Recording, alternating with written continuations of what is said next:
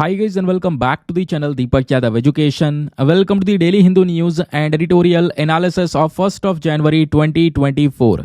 तो गाइज आज है तारीख 1 जनवरी 2024 और है मंडे। देखेंगे आज के द हिंदू कंप्लीट न्यूज़पेपर को एनालाइज करेंगे। बट लेक्चर में आगे बढ़ने से पहले अगर आपको इस लेक्चर का पीडीएफ चाहिए तो क्या करना है, सबसे पहले डाउनलोड करना है टेलीग्राम, देन उसके बाद जाके सर्च बॉक्स में टाइप करना Deepak Yadav education UPSC.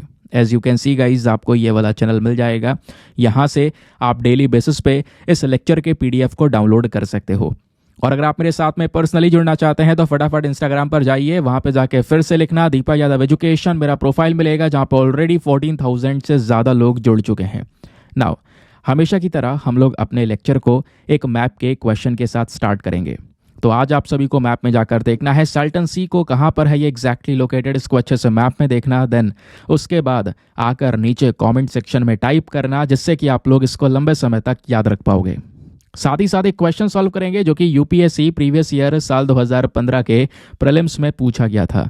Daily basis पे हम लोग यहाँ पर एक प्रीवियस ईयर क्वेश्चन को भी सॉल्व करते हैं। क्वेश्चन क्या बोलता है, नीचे दिए गए नेशनल पार्क्स में से कौन सा एक ऐसा नेशनल पार्क है जहां का क्लाइमेट चेंज होता रहता है, ट्रॉपिकल से सब ट्रॉपिकल, टेम्परेट, आर्कटिक, ये सारी क्लाइमेट वाली कंडीशंस हमको यहाँ पे नजर आती हैं। Option number A Kanchenjunga national park, या B Nanda Devi national park, या फिर सी न्योरा वैली नेशनल पार्क, या फिर डी नमदफा नेशनल पार्क। तो इसका सही आंसर सभी को नीचे कमेंट सेक्शन में देना है। एटलीस्ट सभी को उसमें पार्टिसिपेट करना है, जैसे मैं आप लोगों से डेली बेसिस पे बोलता हूँ। बाय द वे इसका जो करेक्ट आंसर है वो मैंने आपको टेलीग्राम पर प्रोवाइड करवा दिया है, वहाँ से भी आप इसको चेकआउट कर सकते हैं। और अगर वहाँ पर आंसर नहीं मिलता है तो भी कोई परेशान होने की ज़रूरत नहीं है, क्योंकि वीडियो के लास्ट में हम इसके करेक्ट आंसर का डिस्कशन करेंगे। तो चलो शुभ आरंभ करते हैं और चलते हैं सबसे पहले थंबनेल वाले इम्पॉर्टेंट आर्टिकल की तरफ। लेकिन थंबनेल वाले आर्टिकल पर बढ़ने से पहले नव वर्ष की हार्दिक शुभकामनाएं सभी लोगों को। हमारा जो परिवार है ये काफ़ी बड़ा हो चुका है और होपफुली जल्दी 5 लाख सब्सक्राइबर्स इस चैनल पर कंप्लीट होने वाले हैं। सभी लोगों को हैप्पी न्यू ईयर। लेकिन दोस्तों ये नया साल शुरू हो रहा है, आपको ही पता है, मुझको भी पता है। बहुत सारे लोग हम क्या करने वाले हैं, प्लानिंग करने वाले हैं। इस साल हम ये काम करेंगे, एक रेजोल्यूशन सेट किया जाएगा। सवाल यह है, क्या उस रेजोल्यूशन को आप बिना तोड़े फॉलो कर सकते हो?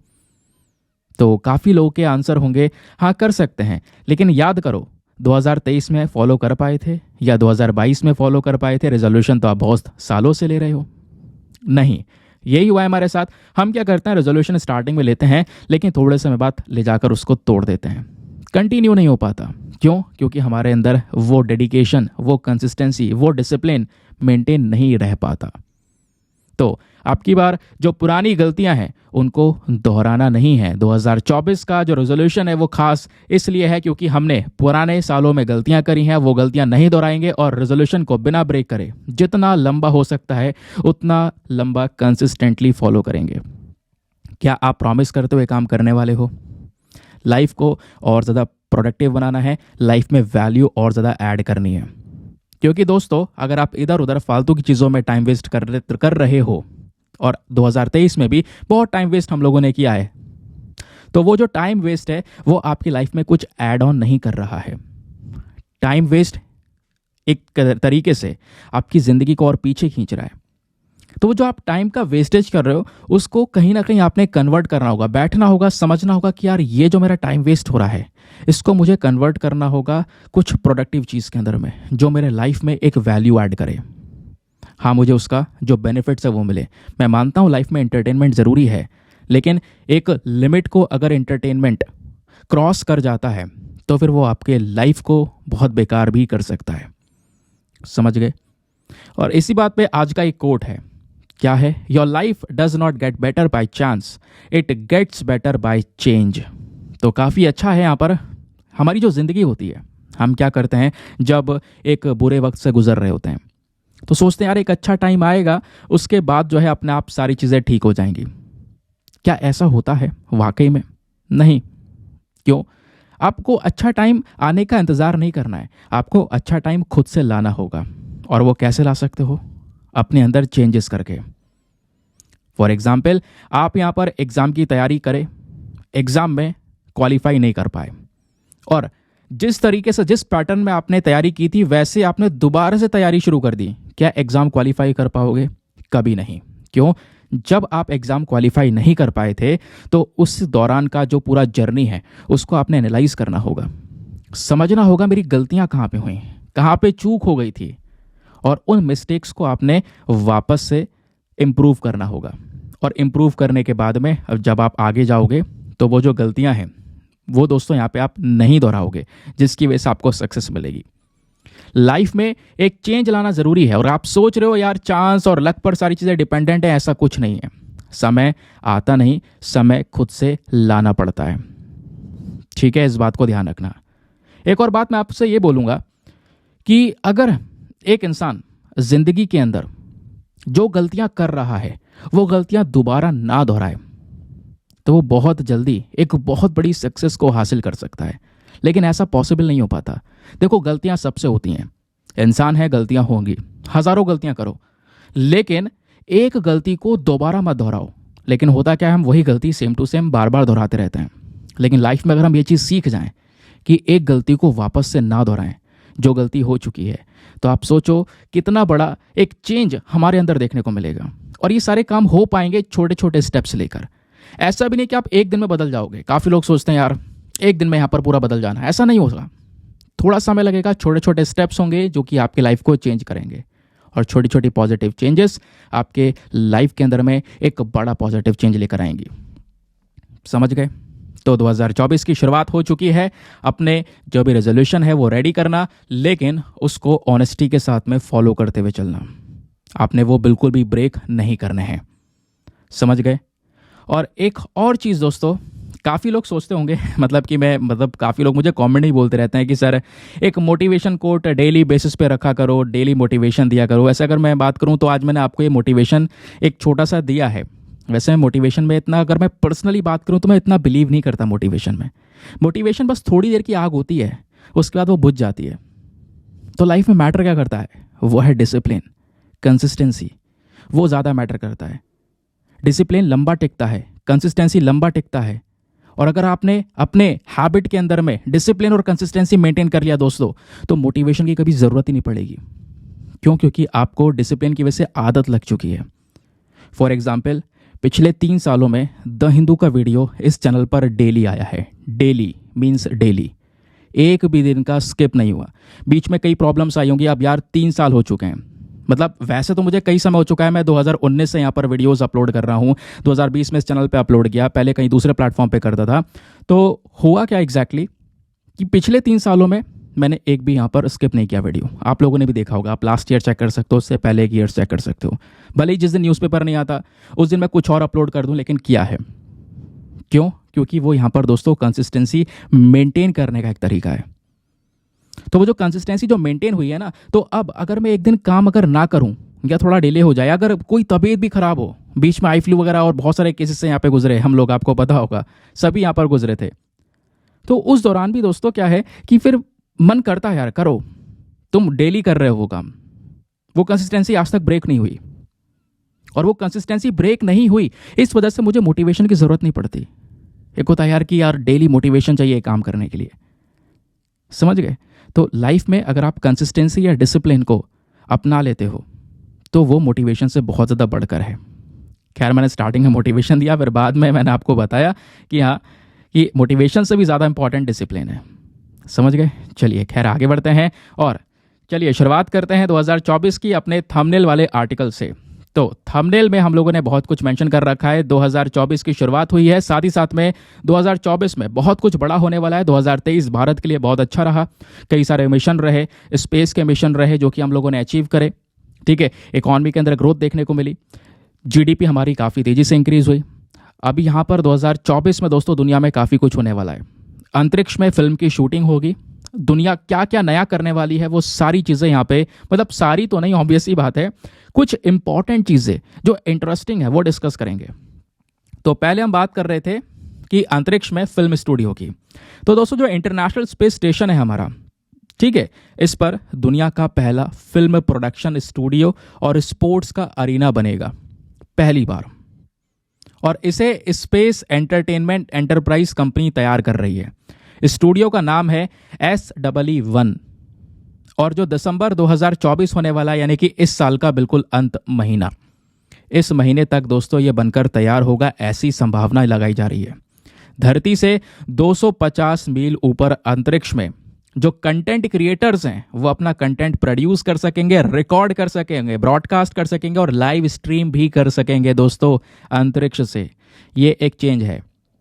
फिल्म की शूटिंग और प्रीमियर की तैयारी की जा रही है। यहाँ पर जो फिल्म है, टेलीविज़न, म्यूज़िक, उसके अलावा स्पोर्ट्स के इवेंट्स, ये सब आयोजित किए जा सकेंगे।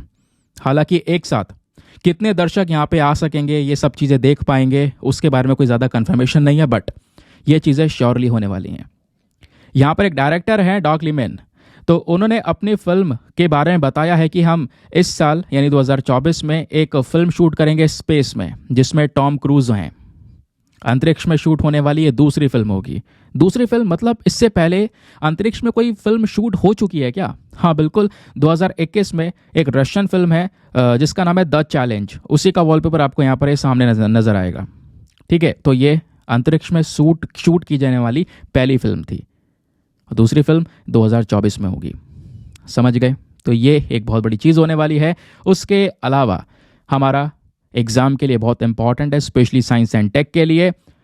2024 में दोस्तों यूरोपा पर जीवन की खोज की जाएगी। यूरोपा क्या है? यूरोपा हमारा जुपिटर का एक मून है। जैसे पृथ्वी के पास चंद्रमा है, ऐसे हमारे अलग अलग प्लैनेट्स के पास में चंद्रमा है। किसी के पास में बहुत सारे चंद्रमा हैं, ऐसा ही जुपिटर है। जुपिटर के पास में भी नंबर ऑफ मून्स हैं, उसमें से एक मून है यूरोपा। तो दोस्तों यूरोपा पर जीवन की खोज करने के लिए नासा क्लिपर मिशन को भेजेगा। 2024 में यह काम होने वाला है। जुपिटर का जो मून है यूरोपा, इसकी बर्फीली चट्टानों के नीचे जीवन के लिए ज़रूरी पानी और एनर्जी की हमको मिल सकते हैं, और ये करीब 400 करोड़ साल तक ख़त्म नहीं होंगे, ऐसा एक अनुमान लगाया जा रहा है। और इस चीज़ को कंफर्म करने के लिए नासा का जो क्लिपर मिशन है दोस्तों, इसका यूज़ किया जाएगा, और यूज़ करने के बाद में इस जगह की तलाश की जाएगी। तलाश के बाद में यहाँ जो जीवन है वो पनप सकता है या नहीं सकता, उसके बारे में सारा डिटेल्स निकाली जाएंगी।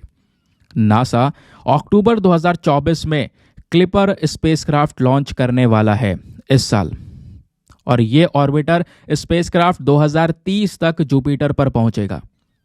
सबसे बड़ा स्पेसक्राफ्ट ये होने वाला है दोस्तों। क्लिपर मिशन के लिए जो स्पेसक्राफ्ट बनाया जाएगा, ये अब तक का सबसे बड़ा स्पेसक्राफ्ट होगा। ये करीब 30 मीटर लंबा और बिना फ्यूल के, यानी इसके अंदर फ्यूल डाला नहीं है, बिना फ्यूल के अगर इसका वेट देखेंगे तो वो होगा 3241 किलोग्राम के आसपास का वेट। पृथ्वी के मुकाबले जुपिटर जो है ये सूरज से 5 गुना ज़्यादा दूर है। इस वजह से स्पेसक्राफ्ट पर खास तौर पर जो पावर ब्रेकअप होता है ना, बार बार पावर टूट जाता है, वो दूर करने के लिए इसमें सोलर एरे भी लगाया गया है। तो सोलर एरे का यूज़ करेंगे। इसमें 24 इंजन भी होने वाले हैं। सोलर एरे के साथ दोस्तों इस पर्टिकुलर मिशन की लंबाई जो है, यानी पूरा स्पेसक्राफ्ट जो तैयार करेंगे, वो 30 मीटर होगी। यानी एक बास्केटबॉल कोर्ट जो होता है, इतना बड़ा जो हम लोग स्पेसक्राफ्ट है वो तैयार करके अंतरिक्ष में भेजेंगे। ये एक बहुत बड़ा काम और होने वाला है 2024 में। उसके अलावा दोस्तों एक और बहुत नई चीज़ होगी, वो है 52 साल बाद फिर से चांद पर इंसान जाएंगे। खैर चांद पर कदम नहीं रखेंगे, लेकिन चांद का चक्कर मार के ज़रूर आएंगे। अच्छा, इतिहास क्या था? 1972 में अपोलो 17 मिशन में नासा के 2 एस्ट्रोनॉट ने चांद पर आखिरी मूनवॉक किया था, सबको पता है। और 52 साल बाद ऐसी कोशिश दोस्तों फिर की जाने वाली है। 2024 में नासा का जो आर्टेमिस 2 मिशन है, इसके जरिए 4 एस्ट्रोनॉट को चांद की तरफ भेजा जाएगा। वो चांद के चारों तरफ चक्कर लगाकर वापस धरती पर आ जाएंगे। चांद पर पैर नहीं रखेंगे, केवल चक्कर लगाकर वापस आएंगे। फिर उसके बाद दोबारा एक मिशन भेजा जाएगा, तब जाके इंसान चांद पे उतरेगा। और पहली बार ऐसा यहाँ पर बोला जा रहा है कि जो आर्टेमिस 2 मिशन है, इसको जो रीड वाइसमैन है ये कमांड करेंगे, और विक्टर ग्लोवर ये पायलट हैं। ये चांद पर जाने वाले पहले ब्लैक पर्सन बनेंगे। साथ ही साथ में दोस्तों यहाँ पर पहली बार एक महिला, जिनका नाम है क्रिस्टियाना कोच, ये मिशन स्पेशलिस्ट हैं और चांद पर जाने वाली पहली महिला होंगी। ये स्पेसक्राफ्ट कैनेडी स्पेस सेंटर से SLS रॉकेट से लॉन्च होगा। आर्टेमिस 2 का ये पूरा का पूरा डिटेल आपके सामने निकाल कर दिया गया है। आगे आते हैं। एक और चीज़ 2024 में जो होने वाली है वो है कुपोषण को ख़त्म करना। कुपोषण यानी कि माल न्यूट्रिशन। अब माल न्यूट्रिशन क्या होता है? जब हमको एक अच्छा खाना नहीं मिल पाता, अच्छे खाने की वजह से एक बढ़िया पोषण शरीर को ना मिल पाना, जिसके चक्कर में जो बॉडी की ग्रोथ है वो भी प्रॉपर नहीं हो पाती। तो कुपोषण को ठीक करने के लिए एक स्टेप सॉल्यूशन करीब है। हम लोग एक नया सॉल्यूशन तैयार कर रहा है। कौन तैयार कर रहा है? Bill Gates foundation. और वो इस दवा को अभी 3rd ट्रायल के स्टेज पर रख रहे हैं। ट्रायल चल रहा है। 2024 में जो ये प्रोबायोटिक है दोस्तों, इसके इस्तेमाल के लिए WHO एक अप्रूवल दे सकता है। ये हमारे पास में न्यूज़ आ रही है। और अप्रूवल मिलने के बाद में इस दवाई का हम विकसित देशों में यूज़ करेंगे और बहुत ज़्यादा फ़ायदा होगा। दुनिया में 5 साल से कम उम्र के लगभग 19 करोड़ बच्चे कहीं ना कहीं बहुत भयंकर कुपोषण से गुजर रहे हैं। भारत में ऐसे बच्चों की संख्या लगभग 43 लाख है, 43 लाख। तो ये दवाई जो बनाई जा रही है ये कैसे काम करेगी? बच्चों में कुपोषण होने की एक वजह शरीर का सही ढंग से खाना हजम ना कर पाना है। जो भी खाना खाया वो सही से पच नहीं पाया, हजम नहीं हो पाया, और हजम ना होने की वजह से शरीर में लगा नहीं खाना। ठीक है, तो क्या होगा? बॉडी का ग्रोथ नहीं हो पाएगा। तो यहीं पर एक बैक्टीरिया आता है, बी इन्फेंटिस बैक्टीरिया। इसकी कमी होने पर जो बच्चे होते हैं वो माँ का दूध पचा नहीं पाते हैं। एक बैक्टीरिया होता है बी इन्फेंटिस, अगर ये बॉडी में कम है तो बच्चा जो है माँ का दूध नहीं पचा पाएगा। तो जो दवाई बनाई जा रही है ये दवाई 5 साल से कम उम्र के बच्चे में क्या करेगी? मतलब आप कह सकते हो जो ब्रेस्ट मिल्क है इसको पूरी तरह पचाने में मदद करेगी। और ब्रेस्ट मिल्क जब बच्चे के अंदर जाने के बाद में अच्छे से पचेगा तो उसको न्यूट्रिशन मिलेगा। न्यूट्रिशन की जो कमी है वो खत्म होगी। इससे जो कुपोषण है दोस्तों, उससे यहाँ पर एक बहुत बड़ा आराम मिलेगा छोटे बच्चों को, क्योंकि करोड़ों में हैं ऐसे छोटे बच्चे जो कहीं ना कहीं कुपोषण नाम की प्रॉब्लम से गुजर रहे हैं। समझ गए? तो ये था यहाँ पर एक और इम्पॉर्टेंट चीज़ जो 2024 में होने वाली है। वैसे और बहुत कुछ है ये, लेकिन कुछ इंपॉर्टेंट है जिनको बहुत ज़्यादा हाईलाइट्स मिल चुके हैं जो कि आपके सामने यहाँ पर प्रस्तुत किए गए। आगे आते हैं। हाँ दोस्तों, आगे बढ़ने से पहले आपके लिए एक बहुत इंपॉर्टेंट इन्फॉर्मेशन, अगर आप लोग हमारे पेड ग्रुप्स को ज्वाइन करना चाहते हो तो आपके पास में एक बढ़िया मौका है। यहाँ पर डेली करंट नोट्स के PDF वगैरह प्रोवाइड करवाए जाते हैं। फॉर एग्जाम्पल जैसे हम लोग अभी डिस्कशन करेंगे, पूरा भी कर रहे हैं, तो यहाँ पे ना आप लोग नोट्स वगैरह बनाते होंगे। तो इस लेक्चर के जो नोट्स है वो बनाने की ज़रूरत नहीं है, क्योंकि इस पूरे लेक्चर के डिजिटल नोट्स का PDF आपको डेली बेसिस पर तैयार करके दिया जाता है। वो PDF बहुत ही ज़्यादा सिंपल होता है। सिंपल इसलिए है ताकि आप इसका प्रिंट आउट वगैरह निकलवा सको। ठीक है, अब प्रिंट आउट निकलवाने के साथ साथ दोस्तों हिंदी और इंग्लिश दोनों भाषाओं में PDF होता है, तो आपको नोट्स बनाने की दिक्कत खत्म हो जाती है। डेली ये कंटेंट आपके पेड ग्रुप में आ जाता है, और उससे अच्छी बात ये कंटेंट वहाँ पे ग्रुप में सिक्योर होता है। आप ऐसे कितने पूरे साल भर में PDF इकट्ठे करोगे, डेटा इकट्ठा करोगे, वो मटेरियल कलेक्ट करते करते हमारे स्टोरेज का इशू आने लगता है। यहाँ पर इस ग्रुप को ज्वाइन करने से आपका स्टोरेज का इशू का दिक्कत खत्म हो जाएगा। क्यों? इस ग्रुप में आपको मल्टीपल ऑप्शंस मिलते हैं। आप एक PDF को हज़ारों बार डाउनलोड, हज़ारों बार डिलीट कर सकते हो। आपने किसी भी तारीख का PDF उठाया, डाउनलोड करा, पढ़ा, डिलीट कर दो, टेंशन खत्म। सब कुछ ग्रुप में सिक्योर है। और दोस्तों इस ग्रुप को ज्वाइन करने का जो फी पेमेंट है वो बहुत ही मिनिमम है, just 499 for the lifetime access. जब तक आपका सिलेक्शन ना हो जाए तब तक आप 499 में केवल इस ग्रुप को ज्वाइन करके रख सकते हो। और गारंटी है कुछ दिन में आपका ये अमाउंट रिकवर हो जाएगा, फिर भी आपको ये जो बेनिफिट्स है वो मिलते रहेंगे। सिंपल सी बात है। अब इस ग्रुप को ज्वाइन करना है तो करना क्या होगा? इसके लिए व्हाट्सएप पर जाना है। यहाँ पर आपको एक नंबर दिया गया है 8534873368। इस नंबर पर मैसेज कर देना कि हाँ I want to join this group. आपको वहाँ पे पेमेंट का प्रोसेस मिलेगा, और पेमेंट के प्रोसेस से ज़्यादा इंपॉर्टेंट आपको डेमो वीडियो का लिंक मिलेगा। आप पूरे डेमो वीडियो को अच्छे से चेक करना कि हाँ एग्जैक्टली मुझे किस तरीके से फ़ायदे हो सकते हैं, और उसके बाद जाके अपने आप को सेटिस्फाई करने के बाद ये इन्वेस्टमेंट कर सकते हो। बाकी दोस्तों मेक श्योर करना वीडियो पे जो लाइक का बटन है उसको प्रेस कर देना। आज से यानी कि 2024 की शुरुआत है, तो अब से हमारा जो मेन टारगेट होगा लाइक्स का वो है 7000 का। तो प्लीज़ दोस्तों आप 7000 लाइक्स करके इस वीडियो को अपना सपोर्ट तो दिखा ही सकते हो ना एटलीस्ट। चलिए आगे आते हैं। अब स्टार्ट करते हैं हम लोग नेक्स्ट आर्टिकल से। आज के न्यूज़पेपर में पेज नंबर 1 पर एक आर्टिकल प्रेजेंट है जिसको हम GS paper number 2 government policies and schemes के माध्यम से लिंक करेंगे। यहाँ पे बात की जा रही है MG नरेगा के बारे में, that is Mahatma Gandhi national rural employment guarantee act के बारे में। तो पेज नंबर 1 पर जो आर्टिकल मेंशन्ड है ये क्या बात करता है? तो दोस्तों MG नरेगा के जो वर्कर्स हैं वो ऑलरेडी कई सारी प्रकार की दिक्कतों से गुजर रहे थे 2023 में, 2022 में। अब हुआ क्या, इनके लिए दिक्कतें थोड़ी सी और बढ़ जा रही हैं। एमजी नरेगा के अंदर जितने भी काम करने वाले वर्कर्स हैं दोस्तों, ठीक है, इनको जो पेमेंट रिसीव होती है, इनको जो मजदूरी दी जाती है सरकार की साइड से, इनमें से अभी तक बहुत सारे मजदूर ऐसे हैं जिनको ये मजदूरी आधार लिंक पे के हिसाब से दी जाती थी। और जिन लोगों के पास में आधार कार्ड नहीं है, आधार वाले डिटेल्स नहीं है, उनको यहाँ पर कह सकते हो दूसरे तरीके से मजदूरी दी जाती थी। लेकिन अभी यहाँ पर बोला जा रहा है इस नए साल से जो मजदूरी दी जाएगी एमजी नरेगा स्कीम के तहत, ये सारे के सारे मजदूरों को केवल और केवल आधार बेस्ड पेमेंट सिस्टम से ही ये पैसा दिया जाएगा, जिसके लिए हर एक वर्कर के पास में आधार कार्ड और आधार की डिटेल्स होना अति आवश्यक है, और वो आधार डिटेल्स बैंक अकाउंट से लिंक होना ज़रूरी है। समझ गए? तो काफ़ी सारे वर्कर्स हैं जिनके पास में आधार डिटेल्स नहीं है, तो वो कहीं ना कहीं बुरी तरह से सफ़र कर सकते हैं, ऐसा बोला जा रहा है। लेकिन यहाँ पे कहना यह है कि जो ये आधार बेस्ड डिटेल्स का हम यूज़ कर रहे हैं पेमेंट के लिए, ये कोई अचानक से नहीं किया गया है। 30 जनवरी 2023 में इसकी शुरुआत होती है, फिर ये टाइम पीरियड बढ़ाया गया, 1 फरवरी तक कर दिया गया, फिर 31 मार्च तक कर दिया गया, फिर 31 दिसंबर तक कर दिया गया। नाउ फाइनली अब क्या होगा, नए साल से सभी वर्कर्स को आधार कार्ड की ज़रूरत है अगर उन्हें पेमेंट्स को रिसीव करना है, तो अपनी जो काम किया वो मजदूरी रिसीव कर रही है तो, ठीक है, ये बात यहाँ पे बोली जा रही है। तो आधार लिंक्ड पे made mandatory for MG NREGA workers, ये यहाँ पर इस आर्टिकल में समझाया गया। लेकिन क्या एग्जामिनेशन के लिए ये इंपॉर्टेंट है आर्टिकल? दोस्तों बिल्कुल नहीं। एग्जामिनेशन में आपको डायरेक्टली बिल्कुल भी हेल्प नहीं करेगा।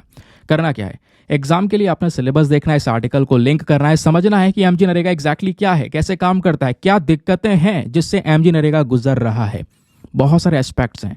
यूपीएससी ने प्रीलिम्स में यहाँ से सवाल पूछा हुआ है, सवाल क्या था वो भी आगे मैं आपको बताऊंगा। चलिए अब आते हैं मेन मुद्दे पर। तो दोस्तों यहाँ पे पहले हम बात करेंगे एमजी नरेगा के बारे में। मैं आपको बता दूं, ये एक तो न्यूज़ हो गई है, लेकिन आज का इंडियन एक्सप्रेस उठाओगे तो वहाँ पर एक और खबर छपी है। उस खबर में ये बताया गया है कि एमजी नरेगा के अंदर में जो महिलाओं का पार्टिसिपेशन है वो बहुत तेज़ी से बढ़ा है 2023-24 के अंदर में। हमारा 2023-24 का पूरा फाइनेंशियल ईयर है, इसमें महिलाओं का जो पार्टिसिपेशन है, उनका कॉन्ट्रीब्यूशन इस स्कीम में बहुत तेज़ी से इंक्रीज़ होता हुआ नजर आया है। ये दूसरी खबर है, लेकिन दोनों एक ही दिन की खबर हैं, तो इस वजह से आप समझ सकते हो इसका इंपॉर्टेंस। तो विमेन का जो पार्टिसिपेशन एमजी नरेगा स्कीम में, इसका ट्रेंड कैसा रहा मैं आपको बताऊं। जो हमारा पिछले 10 साल रहे हैं दोस्तों, इन 10 सालों में महिलाओं का पार्टिसिपेशन इस स्कीम में इंक्रीज हुआ है। बहुत सारी महिलाओं को काम मिला है इस स्कीम के अंदर में, ठीक है। उसके अलावा यहाँ पे अगर आप देखोगे, जैसे सबसे ज़्यादा अगर हम कवरेज की बात करेंगे तो करेंटली अगर आप देख पाओगे तो सदर्न स्टेट्स हैं, फॉर एग्जांपल केरला, तमिलनाडु, पुडुचेरी, गोवा, यहाँ पर सबसे ज़्यादा महिलाओं का इन्वॉल्वमेंट हुआ है, ठीक है। उसके अलावा यहाँ पे अगर आप देखोगे नॉर्थ में, तो नॉर्थ में हमारा उत्तर प्रदेश हो गया, मध्य प्रदेश हो गया, यहाँ पर भी महिलाओं का इन्वॉल्वमेंट हुआ है। लेकिन यहाँ पे नॉर्थ रीजन के कंपैरिजन में साउथ में ज़्यादा महिलाएं कहीं ना कहीं पार्टिसिपेट कर चुकी हैं इस एमजी नरेगा स्कीम के अंदर, ऐसा यहाँ पे बोला जा रहा है, ठीक है। अब बात करते हैं रूरल लेबर फोर्स ट्रेंड की। जो ये एमजी नरेगा है, इसके अलावा अगर आप देखोगे तो एक है पीरियोडिक लेबर फोर्स सर्वे, जो कि हमें बताता है कि किस तरीके से यहाँ पे जो लोग हैं उन्होंने अपना कंट्रीब्यूशन या पार्टिसिपेशन किया है काम के अंदर में।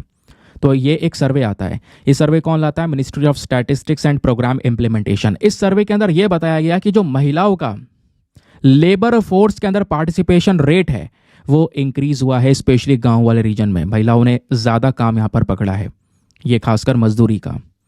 और उसके बाद में कुछ पॉपुलर फिगर्स हैं, वो ये बताती हैं कि अगर आप 2017-18 और 2022-23 को कंपेयर करते हो तो यहाँ पर बहुत बड़ा गैप है। 2018 में लगभग 18% महिलाएं काम कर रही थी और ये बढ़कर 30% हो चुका है 2022-23 में, स्पेशली गांव वाले क्षेत्र की बात कर रहे हैं। समझ गए? तो महिलाओं का labour force participation rate increase हुआ है, यानी कि ज़्यादा काम करना शुरू किया है महिलाओं ने, ज़्यादा यहाँ पर उनको नौकरियाँ मिली हैं, रोज़गार मिला है, और इस चक्कर में जो बेरोज़गारी है वो यहाँ पे कम हुई है, 3.8% से कम होकर 1.8% हुई है। ये कुछ डिटेल्स हमारी इंडियन एक्सप्रेस की हैं। तो दो न्यूज़ आपको समझ में आ गई। अब फाइनली ये बात करते हैं आखिरकार एमजी नरेगा स्कीम है क्या, कैसे काम करती है, ये भी तो जानना ज़रूरी है ना, एग्जाम में यहीं से क्वेश्चन बनेगा। तो दोस्तों एमजी नरेगा अभी तक की दुनिया की सबसे बड़ी गारंटी प्रोग्राम स्कीम है, जिसको 2005 में लॉन्च किया था मिनिस्ट्री ऑफ रूरल डेवलपमेंट ने। इस स्कीम का मेन मकसद है कि जो भी यहाँ पे मतलब कोई भी गांव का जो घर है ना, रूरल हाउस होल्ड्स हैं, उसके जो कोई भी एडल्ट मेंबर्स हैं, यानी कोई भी एडल्ट मेंबर, उसको एक नौकरी प्रोवाइड करवाना। स्पेशली वो व्यक्ति जो कि अनस्किल्ड लेबर है, उसके पास में कोई स्किल नहीं है, उसको लेकिन काम चाहिए, तो उसको यहाँ पर मजदूरी का एक काम देना, जो कि डायरेक्टली सरकार देती है इस एमजी नरेगा के माध्यम से।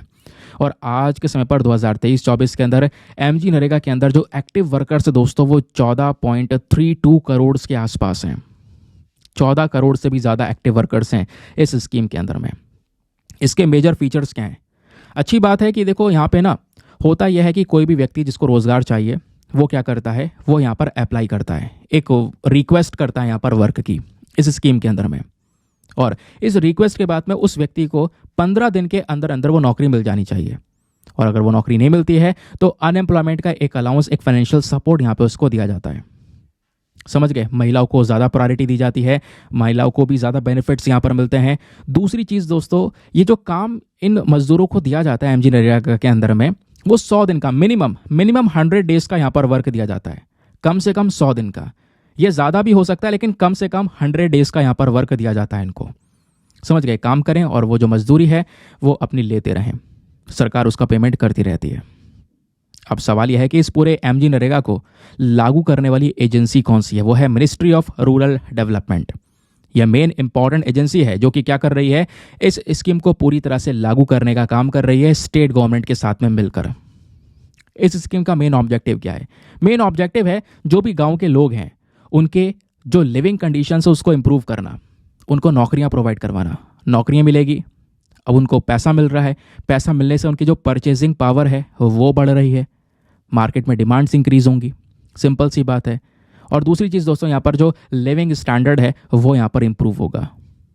ठीक है, तो ये एक मेन ऑब्जेक्टिव है इस स्कीम का। और इस स्कीम के जो अचीवमेंट्स हैं, क्या क्या इसने हासिल किया है, वो भी यहाँ पर एक बेस्ट है। अगर आप देखोगे तो 11.37 करोड़ जो हाउस होल्ड्स हैं, यहाँ पर कहीं ना कहीं एम्प्लॉयमेंट जनरेट हुआ। 289.24 करोड़ जो परसेंटेज एम्प्लॉयमेंट है वो यहाँ पर जनरेट हुआ। ठीक है, इतना ही नहीं दोस्तों, जिसमें जो ये एम्प्लॉयमेंट जो है रोजगार जनरेट हुआ है, इसमें से 56.19% महिलाएं थी, 19.75% शेड्यूल कास्ट वाले लोग और 17.47% शेड्यूल ट्राइब्स से बिलोंग करने वाले लोग। तो ये पूरा का पूरा अचीवमेंट रहा है 2022-23 के अंदर में। लेकिन सवाल यह है, क्या ये स्कीम स्मूथली काम कर रही है? नहीं दोस्तों, आपसे इंटरव्यू के पर्सपेक्टिव से भी पूछा जा सकता है। चैलेंजेस क्या हैं एमजी नरेगा में? सब कुछ होने के बावजूद भी अच्छे से काम नहीं कर पाना, रीज़न क्यों इतने लोग यहाँ पर इस स्कीम के अंदर में आने के बाद भी छोड़कर चले जा रहे हैं? रीज़न यह है, इस स्कीम में जो फंड दिया जाता है, जो मजदूरी दी जाती है, उसमें बहुत देरी हो रही है। दूसरा, कुछ को मिल रहा है और कुछ को नहीं मिल पा रहा। कुछ को इतना इतना डिले हो जा रहा है कि महीने महीने बाद उनका जो वेजेस है वो पहुंच पा रहे हैं। तो कई सारे स्टेट्स ऑलरेडी फेल हो चुके हैं प्रॉपर तरीके से इन मजदूरी का डिस्ट्रीब्यूशन करने में। समझ गए? और वर्कर्स को जब ये मजदूरी डिले से मिल रही है, बहुत देरी से मिल रही है, उनको ज़रूरत आज है लेकिन बहुत देरी से मिल रही है, चलो उन्होंने जुगाड़ करके कोई ना कोई काम चला लिया। लेकिन जब आप मजदूरी दे रहे हो तो उस पर थोड़ा सा और अमाउंट प्रोवाइड करवाओ। आपने देरी से दिया है, उसकी रिक्वायरमेंट बहुत पहले थी। समझ गए? तो इस चक्कर में कई सारे जो लोग हैं, कई सारे जो वर्कर्स हैं, उनका जो इंटरेस्ट था, उनकी जो दिलचस्पी थी काम करने की इसके तहत, वो ख़त्म होती चली जा रही है। वो यहाँ पर रेगुलर जैसा अपना रोजगार ले रहे थे वैसे ही वहाँ पर काम कर रहे हैं। समझ गए? और यहाँ पर एक मेन कारण है इनसफिशिएंट फंड्स, क्योंकि जो ये फंड है दोस्तों, ये सही से जा ही नहीं पा रहे हैं। अब फंड है नहीं इस स्कीम के तहत, तो इस वजह से भी जो लोग हैं वो बुरी तरह से सफ़र कर रहे हैं। अब जब फंड है नहीं तो मजदूरों को क्या दिया जाएगा? समझ गए? डिले पे डिले होता चले जाता है। तो एक सबसे पहली प्रॉब्लम है या चैलेंज है इस स्कीम के अंदर में।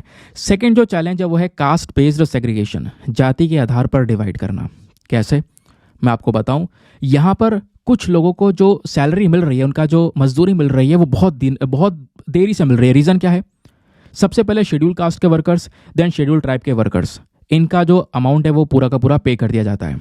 उसके बाद में जो बचा कुचा है फिर वो यहाँ पर नॉन SC ST वर्कर्स को यहाँ पे दिया जाता है। फिर एट द लास्ट कई बार फंड की कमी हो जाती है तो नॉन SC ST वर्कर्स जो है वो रह भी जाते हैं, पीछे छूट जाते हैं। और ये कास्ट बेस्ड जो यहाँ पर इन्होंने चीज़ों को डिवाइड कर दिया है दोस्तों, अलग अलग किया है कि पहले इस कास्ट को पहले अमाउंट दिया जाएगा, तो ये कहीं ना कहीं बुरी तरह से कहीं ना कहीं अफेक्ट कर रहा है पुअर स्टेट्स को, स्पेशली मध्य प्रदेश, झारखंड, उड़ीसा, वेस्ट बंगाल के अंदर में बुरा हाल हो रहा है इन सब चीज़ों की वजह से। एक और चैलेंज जो यहाँ पर है वो है ineffective role of PRI, that is panchayati raj institution. अब पंचायती राज इंस्टीट्यूशंस के पास में दोस्तों प्रॉपर ऑटोनॉमी, प्रॉपर पावर नहीं है। ठीक है, वो यहाँ पर क्या कर रहे हैं, इस स्कीम को अच्छे से इंप्लीमेंट नहीं कर पा रहे हैं। दूसरी तरफ करप्शन भी बहुत ज़्यादा है। और फिर एमजी नरेगा में एक और दिक्कत है, जो इनकम्प्लीट वर्क है ये भी बहुत ज़्यादा है। ठीक है, जो काम है एमजी नरेगा के तहत दोस्तों, उसको कंप्लीट होने में बहुत बहुत समय लग जा रहा है। प्रोजेक्ट्स इरेगुलर बेसिस पर चल रहे हैं, क्वालिटी का एक बहुत बड़ा दिक्कत है। फिर है फैब्रिकेशन ऑफ जॉब कार्ड्स। कई सारे और मुद्दे हैं जहां पर लोग फेक जॉब कार्ड्स क्रिएट कर रहे हैं, ठीक है, अलग अलग नाम से, और इस चक्कर में दोस्तों यहां पर और प्रॉब्लम्स हो रही हैं। तो एमजी नरेगा स्कीम में क्या क्या दिक्कतें हैं, क्या क्या चैलेंजेस है, वो आपने समझा। लेकिन इसी स्कीम के तहत अलग अलग प्रकार के जो इनिशिएटिव्स हैं वो यहाँ पर स्टार्ट करे गए, जैसे अमृत सरोवर, जलदूत ऐप। ये कुछ इनिशिएटिव्स हैं जहाँ पर मेन मकसद है कि हम एमजी नरेगा का यूज़ करके प्रॉपर डेवलपमेंट कर सकें। समझ गए नाउ? अब देखो, यूपीएससी ने यहीं से एक सवाल पूछ लिया। 2011 के अंदर में एक प्रीवियस ईयर क्वेश्चन पूछा गया कि बताओ नीचे दिए गए ऑप्शन में से कौन से लोग एलिजिबल हैं इस एमजी नरेगा एक्ट के बेनिफिट्स को उठाने के लिए। तो इसका सही उत्तर है ऑप्शन नंबर डी। भाई किसी भी हाउस होल्ड का जो एडल्ट मेंबर है वो एलिजिबल है। अभी हमने पढ़ा ही था स्टार्टिंग में, याद होगा, है ना? तो यहाँ पर कोई भी ऐसा भेदभाव नहीं है, किसी भी हाउस होल्ड का कोई एडल्ट मेंबर है वो कहीं ना कहीं एलिजिबल है, वो बेनिफिट्स उठा सकता है इस एमजी नरेगा के तहत। चलिए आगे आते हैं नेक्स्ट आर्टिकल पर। अगला आर्टिकल हमारे पेज नंबर 12 पर प्रेजेंट है। इसको again GS paper number 2 polity के साथ में लिंक करेंगे। हमारे पॉलिटी का एक छोटा सा पोर्शन आज कवर हो जाएगा। आप जब लक्ष्मीकांत उठाओगे तो वहाँ पे आपको नेशनल इन्वेस्टिगेशन एजेंसी के बारे में पूरा चैप्टर दिया गया है, पढ़ना पड़ता है। आज आपको सारी बेसिक डिटेल्स एनआईए के बारे में पता चलेंगी। क्यों? आज के न्यूज़पेपर में खबर छपी है जहां पे बोला जा रहा है कि नेशनल इन्वेस्टिगेशन एजेंसी जो है दोस्तों, यहां पर इन्होंने बढ़िया काम किया 2023 में। 2023 में लगभग 625 लोगों को अरेस्ट किया, जिसमें कॉन्विक्शन रेट यानी अपराधी साबित होते हैं 94.7% लोग, और कई सारा 56 करोड़ रुपए का जो एसेट्स है वो यहाँ पर इन्होंने अपने कब्जे में लिया। ये जो एजेंसी है, इन्होंने बड़े बड़े लिंक तोड़े, pro Khalistani operatives, gangsters, drug smugglers, इनको सही ठिकाने लगाया। और यही केस 2022 में भी था, लेकिन 2022 में कम लोगों को अरेस्ट किया गया था, जबकि 2023 में काफ़ी लोगों को अरेस्ट किया और उनको मुजरिम करार दिया गया। तो एनआईए का 2023 का एक बढ़िया कंट्रीब्यूशन रहा हमारे देश में शांति के प्रति, जिस वजह से एनआईए न्यूज़ में बना हुआ है। तो क्या एग्जामिनेशन में ये कुछ पूछा जाएगा कितने रेट ये रहा और कितने केसेस, कितने लोग अरेस्ट किया? ऐसा कुछ नहीं पूछा जाता। एग्जामिनेशन में अगर कुछ पूछा गया तो दोस्तों डायरेक्टली आपसे नेशनल इन्वेस्टिगेशन एजेंसी के बारे में पूछा जाएगा, जो कि पूछा जाता है अक्सर। समझ गए? तो पॉलिटी का इंपॉर्टेंट टॉपिक आपका कवर होने वाला है, ध्यान से बस खाली सुनते हुए चलना। क्या है एनआईए? तो एनआईए एक इंपॉर्टेंट एजेंसी है हमारी भारत सरकार की, जिसका मेन काम है जो क्राइम्स होते हैं, अपराध हैं, अपराध जैसे आतंकवाद को लेकर या कोई और ऐसा अपराध जो हमारे देश के लिए खतरा है, नेशनल सिक्योरिटी के लिए खतरा है, तो ऐसे सारे क्राइम्स को इन्वेस्टिगेट करना, उनकी तहकीकात करने का काम एनआईए का है। इतना ही नहीं, एनआईए की पावर्स अब थोड़ी और ज़्यादा बढ़ चुकी हैं दोस्तों। एनआईए बॉडी को बनाया गया था 2009 में। 2009 ये वो दिन था, मतलब उस समय पर भी हमें मुंबई टेररिस्ट अटैक का एक असर देखने को पड़ता था। 2008 में आपको पता है मुंबई के अंदर में एक टेररिस्ट अटैक हुआ, उसके बाद जाकर डिसाइड किया गया कि हाँ एनआईए नाम की एक बॉडी होनी चाहिए। देन फाइनली 2009 में एनआईए को तैयार किया गया, जो कि मिनिस्ट्री ऑफ होम अफेयर्स के तहत काम करती है। फिर हम लोग 2009 में इस बॉडी को लेकर तो आ गए, लेकिन इसके अंदर बाद में कई सारे चेंजेस करे गए। कैसे? अमेंडमेंट कर करके। For example, national investigation agency amendment act आता है 2019 में, और ये पास भी हो जाता है जुलाई में। तो इसने कहीं ना कहीं 2008 वाले कानून में कई सारे बदलाव करे, और अब नेशनल इन्वेस्टिगेशन एजेंसी के पास में ढेर सारी पावर हैं दोस्तों। जैसे आतंकवाद से संबंधित कोई भी क्राइम है ना, उस केस को यहाँ पर हैंडल करना, प्लस इनके पास में अथॉरिटी है, कोई स्टेट बाउंड्रीज का कोई केस है तो वहाँ पर स्टेट सरकार से, यानी कि जो हमारी राज्य सरकार है, उनसे बिना कोई परमिशन लिए वहाँ पर उस केस का इन्वेस्टिगेशन करने की पावर भी एनआईए के पास में है। अब बात करते हैं एनआईए के फंक्शंस की। तो समझ ही चुके हो भाई, आतंकवाद या दूसरे हमारे नेशनल सिक्योरिटी का कोई मैटर है तो वहाँ पर उस पर्टिकुलर मैटर से संबंधित सारा डेटा कलेक्ट करना, एनालाइज करना। टेररिज्म के मैटर से हमें लड़कना, मतलब उसके खिलाफ यहाँ पर इंडिया को बचाना, ठीक है।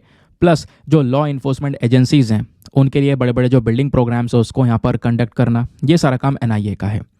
इतना ही नहीं, एनआईए यहाँ पर क्या कर सकता है दोस्तों, इसके पास में और भी पावर है कि ये अलग अलग प्रकार से इन्वेस्टिगेशन कर सकता है। फॉर एग्जाम्पल, मान लो कोई राज्य सरकार है, राज्य सरकार ने एक जो केस है जो कि यहाँ पर सेंट्रल गवर्नमेंट से रिलेटेड आपको ये केस देखने को मिलेगा, ठीक है, तो वो यहाँ पर इस शेड्यूल ऑफेंस को एनआईए को सौंप सकते हैं कि भाई आप इन्वेस्टिगेशन करो।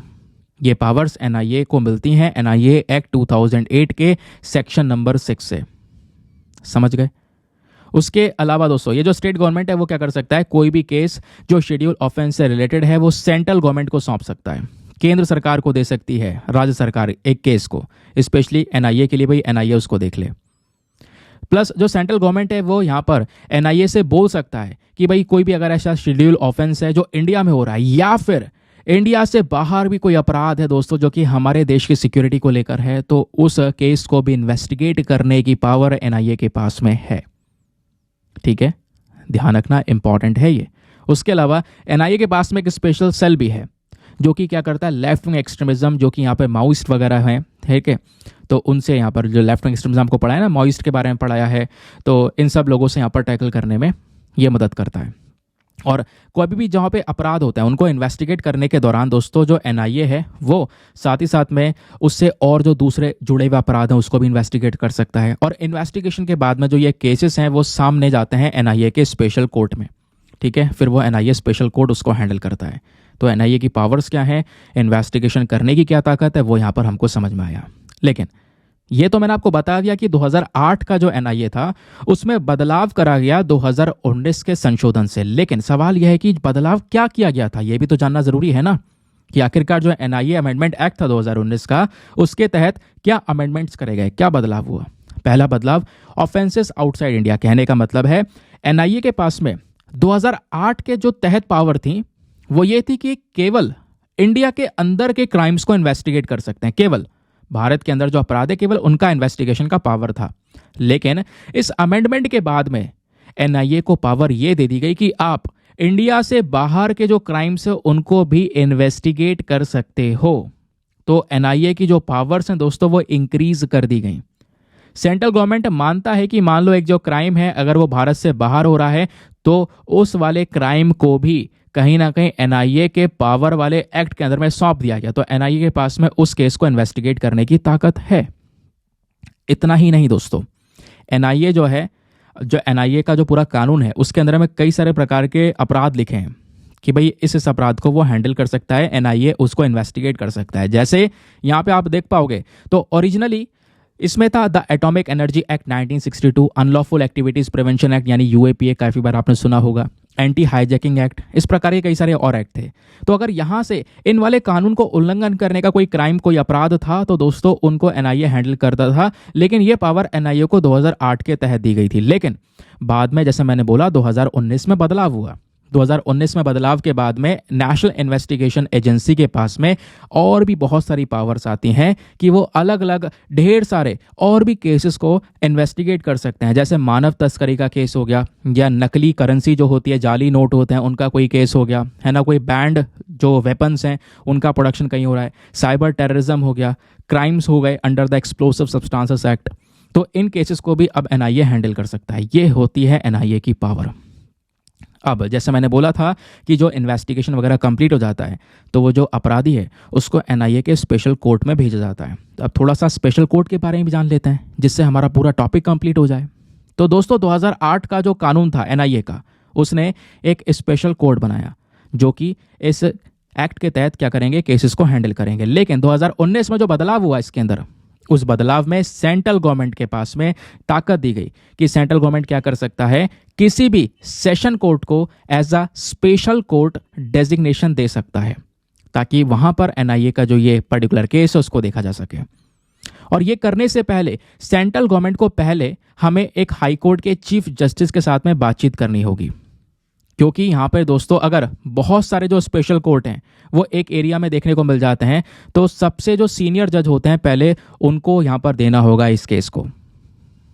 ठीक है, तो स्टेट गवर्नमेंट क्या कर सकते हैं, ये भी कहीं ना कहीं हमारे सेशन कोर्ट को एज अ स्पेशल कोर्ट का दर्जा देकर इस प्रकार के केसेस को हैंडल करवा सकती हैं वहां से। तो स्पेशल कोर्ट की पावर्स कैसे बढ़ाई गई वो मैंने आपको बता दिया।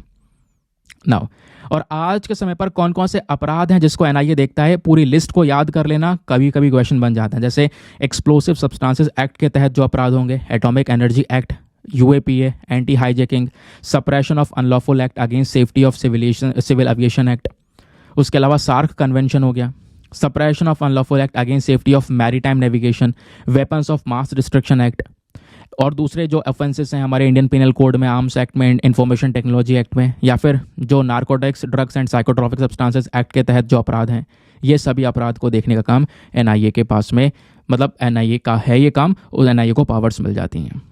ठीक है, तो ये हमने कंप्लीट डिस्कशन किया एनआईए का। कोई भी क्वेश्चन आएगा एग्जामिनेशन में, आप रेडी हो उसको हैंडल करने के लिए। पॉलिटी का आपने एक पूरा चैप्टर समाप्त कर लिया है, समेट लिया है, समझ गए। चलो आगे आते हैं नेक्स्ट आर्टिकल पर।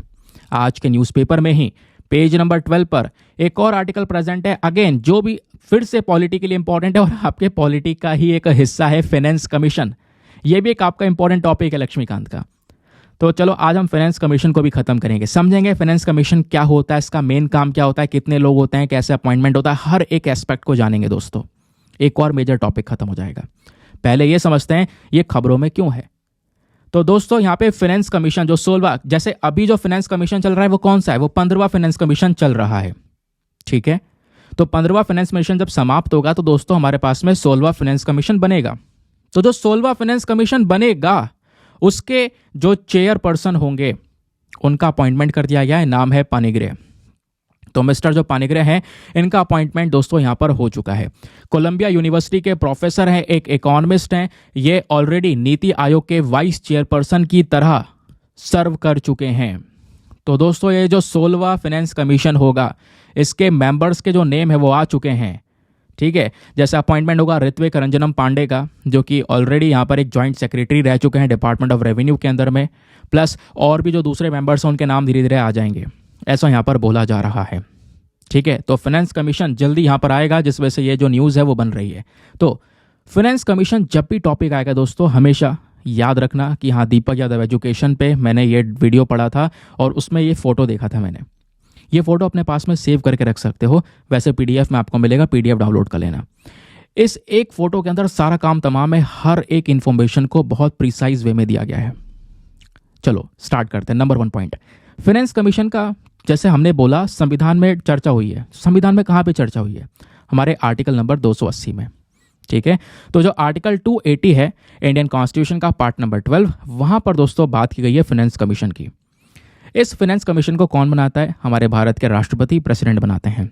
इसके अंदर मेंबर्स की बात करेंगे तो एक तो होते हैं चेयरमैन और प्लस इसके 4 होते हैं मेंबर्स। ठीक है, और उन 4 मेंबर में हाई कोर्ट के जज भी होते हैं। तो ये टोटल 5 मेंबर्स हो गए फाइनेंस कमीशन के। सवाल यह है इन मेंबर्स को अपॉइंट कौन करता है, तो इन मेंबर्स का अपॉइंटमेंट हमारे प्रेसिडेंट करते हैं। इनका क्वालिफिकेशन कौन डिसाइड करता है, वो पार्लियामेंट डिसाइड करता है। और फिर जब बात आती है टेन्योर की, कितने समय तक रुकेंगे, तो वो यहाँ पर प्रेसिडेंट स्पेसिफाई करते हैं। और क्या एक बार इनका टाइम पीरियड खत्म होने के बाद ये दोबारा इनका रीअपॉइंटमेंट हो सकता है, जी बिल्कुल, रीअपॉइंटमेंट के लिए ये एलिजिबल होते हैं। देखो 4 पॉइंट जो बड़े बड़े हैं उनको कितने प्रिसाइज वे में समेट दिया गया। अब सवाल यह है कि आखिरकार फाइनेंस कमीशन का मेन काम क्या होता है। फाइनेंस कमीशन का मेन काम होता है पैसों को लेकर, फाइनेंस जहां पे हम बात करते हैं यानी कि मनी से रिलेटेड एक्टिविटीज की बात कर रहे हैं, पैसों को लेकर रिकमेंडेशंस प्रोवाइड करवाना हमारे प्रेसिडेंट को कि भाई यहां पर जो भी टैक्स कलेक्ट हुआ है सेंट्रल गवर्नमेंट के पास में, वो टैक्स किस तरीके से सेंटर और स्टेट के बीच में बटेगा, ये काम फाइनेंस कमीशन का है भाई, रिकमेंडेशन देना। ठीक है, जो हमारे ग्रांट इन एड होते हैं, जो स्टेट गवर्नमेंट को हमारी केंद्र सरकार यहाँ पर जो अमाउंट प्रोवाइड करवाती है, उसके क्या सिद्धांत होने चाहिए। एक स्टेट का जो पूरा फंड है उसका जो राइज हो रहा है उसको यहाँ पर पूरी तरह से एनालिसिस करना। या दूसरे जितने भी फाइनेंशियल मैटर होते हैं, जब प्रेसिडेंट बोल देंगे भाई इस मैटर को देख लो, कोई भी पैसों से रिलेटेड मैटर है तो उसको यहाँ पर फाइनेंस कमीशन देखकर अपने रिकमेंडेशन दे सकता है। अब यहाँ पर एक बहुत इंपॉर्टेंट पॉइंट आता है। पॉइंट ये आता है, चलो मान लिया किसी पॉइंट पर फाइनेंस कमीशन ने सरकार को एक रिकमेंडेशन दिया कि सरकार को ऐसा करना चाहिए, तो क्या सरकार को जरूरी है कि वो बात मानेंगे, ऐसा कुछ है? नहीं दोस्तों, इंपॉर्टेंट पॉइंट है, ध्यान रखना। जो फाइनेंस कमीशन के रिकमेंडेशंस होते हैं वो केवल एडवाइजरी होते हैं, केवल वो एडवाइस देते हैं सरकार को, सरकार के ऊपर बाइंडिंग नहीं होते।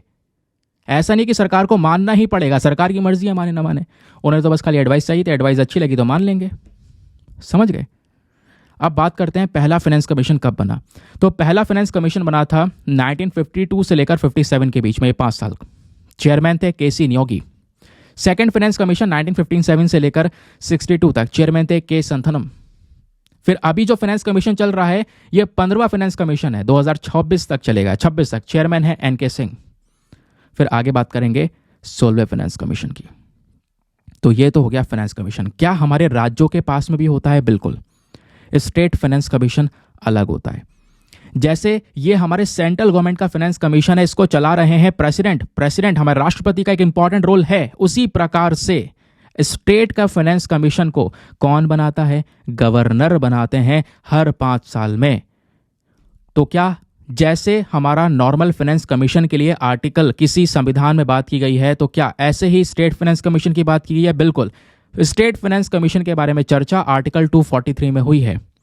आर्टिकल 243 के तहत बताया गया है कि जो हमारे गवर्नर हैं वो हर 5 साल में एक राज्य का फाइनेंस कमीशन बनाते हैं। तो राज्य के फाइनेंस कमीशन का काम क्या है? उसका काम है कि भैया राज्य सरकार के अंदर जो पंचायत है, म्यूनिसिपैलिटीज हैं, उनकी फाइनेंशियल पोजीशन क्या है उसको रिव्यू करना। वो स्टेट फाइनेंस कमीशन का काम है। समझ गए? तो यह है फाइनेंस कमीशन। हर एक डिटेल्स बहुत विस्तार से मैंने आपको समझाने की कोशिश की है। आई होप आपका एक और मेजर टॉपिक खत्म हुआ पॉलिटी का। चलिए अभी डिस्कशन बाकी है, बहुत सारी चीज़ें हैं आज के डिस्कशन में कवर करने के लिए। चलिए अगला आर्टिकल जो कि बहुत इंपॉर्टेंट है, ये हमने द हिंदू से नहीं लिया है, इंडियन एक्सप्रेस से लिया है। इंपॉर्टेंट है इस वजह से लिया है। Election commission of India ECI ये प्रमोट करता है respectful dialogue on disabilities in politics. Politics के अंदर में जब नेताएं वगैरह क्या करते हैं, स्पीच भाषण देते हैं, तो जो डिसेबल पर्सन है उसके लिए गलत वर्ड्स का यूज़ करते हैं। Election commission of India beach में आया और रोका, बोला भैया जो भी आप स्पीच कैंपेन कुछ भी करोगे, आपको डिसेबिलिटी से पीड़ित जो पर्सन है उनकी रिस्पेक्ट करनी है। उनकी रिस्पेक्ट किस तरीके से की जाएगी उसको लेकर इलेक्शन कमीशन ऑफ इंडिया ने कुछ गाइडलाइंस जारी की हैं। वो गाइडलाइंस यहाँ पर हम डिस्कस करने वाले हैं। ठीक है, तो दोस्तों न्यूज़ क्या निकल कर आ रही है? खबर यह है कि जो इलेक्शन कमीशन है इन्होंने यहाँ पर कुछ गाइडलाइंस जारी की हैं सभी पॉलिटिकल पार्टीज को कि भैया आप जब भी डिसेबिलिटी की बात करोगे तो वहाँ पर बहुत सोच समझ के बात करनी है। ऐसा ना हो कि आप कोई डेरोगेटरी रेफरेंस यूज़ कर लो जो डिसेबिलिटी वाले पर्सनस हैं, ठीक है, उनको लेकर कुछ गलत वर्ड आप बोल दो पब्लिक स्पीचेस में, कैंपेन में या अपनी राइटिंग्स के अंदर में। ध्यान रखना इस बात का। अब गाइडलाइंस क्या है ज़रा वो डिस्कस करते हैं। पहली चीज़, इलेक्शन कमीशन ने बोला है कि भैया जो डेरोगेटरी लैंग्वेज है, जो एक अपमानजनक भाषा है, उसका यूज़ करना मना है। पॉलिटिकल पार्टीज को और उनके जो रिप्रेजेंटेटिव्स हैं उनके ऊपर जोर दिया है इलेक्शन कमीशन ने और बोला है कि कभी भी आप कोई इंसल्टिंग वर्ड या कोई भी ऐसा अपमानजनक वर्ड यूज़ नहीं करोगे डिसेबिलिटी से संबंधित। कहाँ पर? जब भी कोई नेता अपना पॉलिटिकल स्टेटमेंट दे रहा है, स्पीच दे रहा है, कुछ लिख रहा है, आर्टिकल्स दे रहा है या कैंपेन कर रहा है, तो वहाँ पर आपने ध्यान रखना होगा कि भाई आप जितने भी पर्सन विद डिसेबिलिटीज़ हैं उनकी रिस्पेक्ट करो।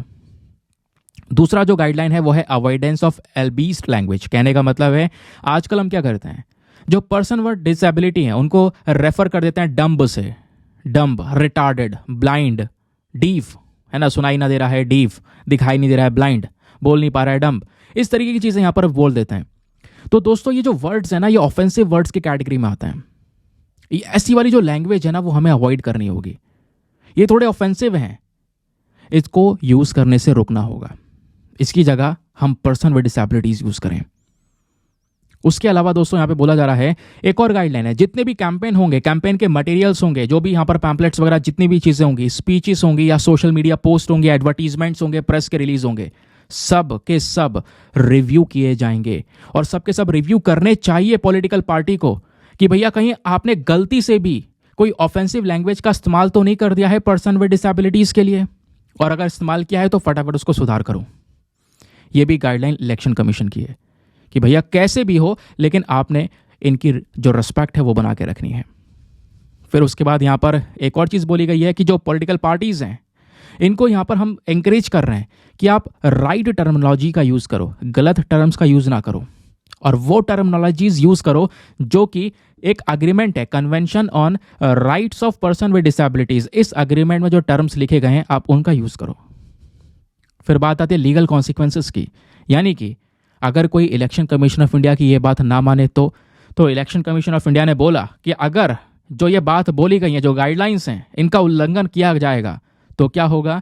Right of person with disability act 2016 के सेक्शन नंबर 92 के तहत उस व्यक्ति को कहीं ना कहीं पनिशमेंट दी जाएगी। समझ गए? तो ये गाइडलाइंस इलेक्शन कमीशन की। अब बात करते हैं कि इंडिया में जो पर्सन विद डिसेबिलिटीज़ की पूरी स्थिति है, स्टेटस है, वो कहाँ पर स्टैंड करता है। तो दोस्तों बोला जा रहा है कि जो नेशनल सैंपल सर्वे है, इसका जो 76वां राउंड हुआ है, इस सर्वे के 76वें राउंड के तहत पता हमें ये चला कि 2.21% जो इंडियन पॉपुलेशन है वो कहीं ना कहीं डिसेबिलिटी से गुजर रही है, किसी ना किसी प्रकार की डिसेबिलिटी है। और सबसे ज़्यादा जो डिसेबिलिटी है वो 10 से 19 साल के एज ग्रुप वाले व्यक्तियों में है, यानी व्यक्ति क्या, बच्चे ही हैं, इनको इस अंदर में सबसे ज़्यादा प्रॉब्लम्स हैं। सवाल यह है, क्या हमारा संविधान डिसेबिलिटी की बात नहीं करता? करता है। संविधान में कहाँ पे बात की गई है? तो दोस्तों भारतीय संविधान कहीं ना कहीं बात करता है इक्वालिटी की, फ्रीडम की, justice, dignity of all individuals, fundamental rights हमको दिए गए हैं।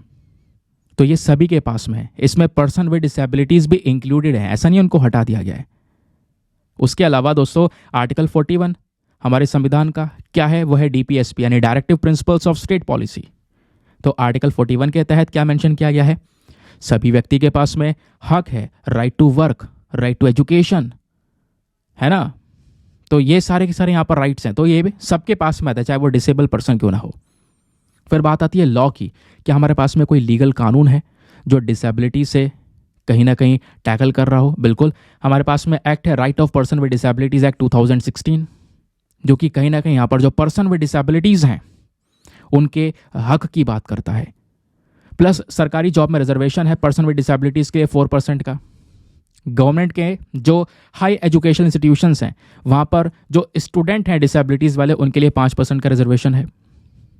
प्लस इतने सपोर्ट के बाद भी दूसरे और भी बहुत सारे इनिशिएटिव स्टार्ट करे गए हैं पर्सन विद डिसेबिलिटीज़ के लिए, जैसे accessible India campaign, Deen Dayal disable rehabilitation scheme, national fellowship for students with disabilities. ये सारे के सारे कुछ और इनिशिएटिव्स भी हैं जो पर्सन विद डिसेबिलिटीज़ को सपोर्ट करते हैं।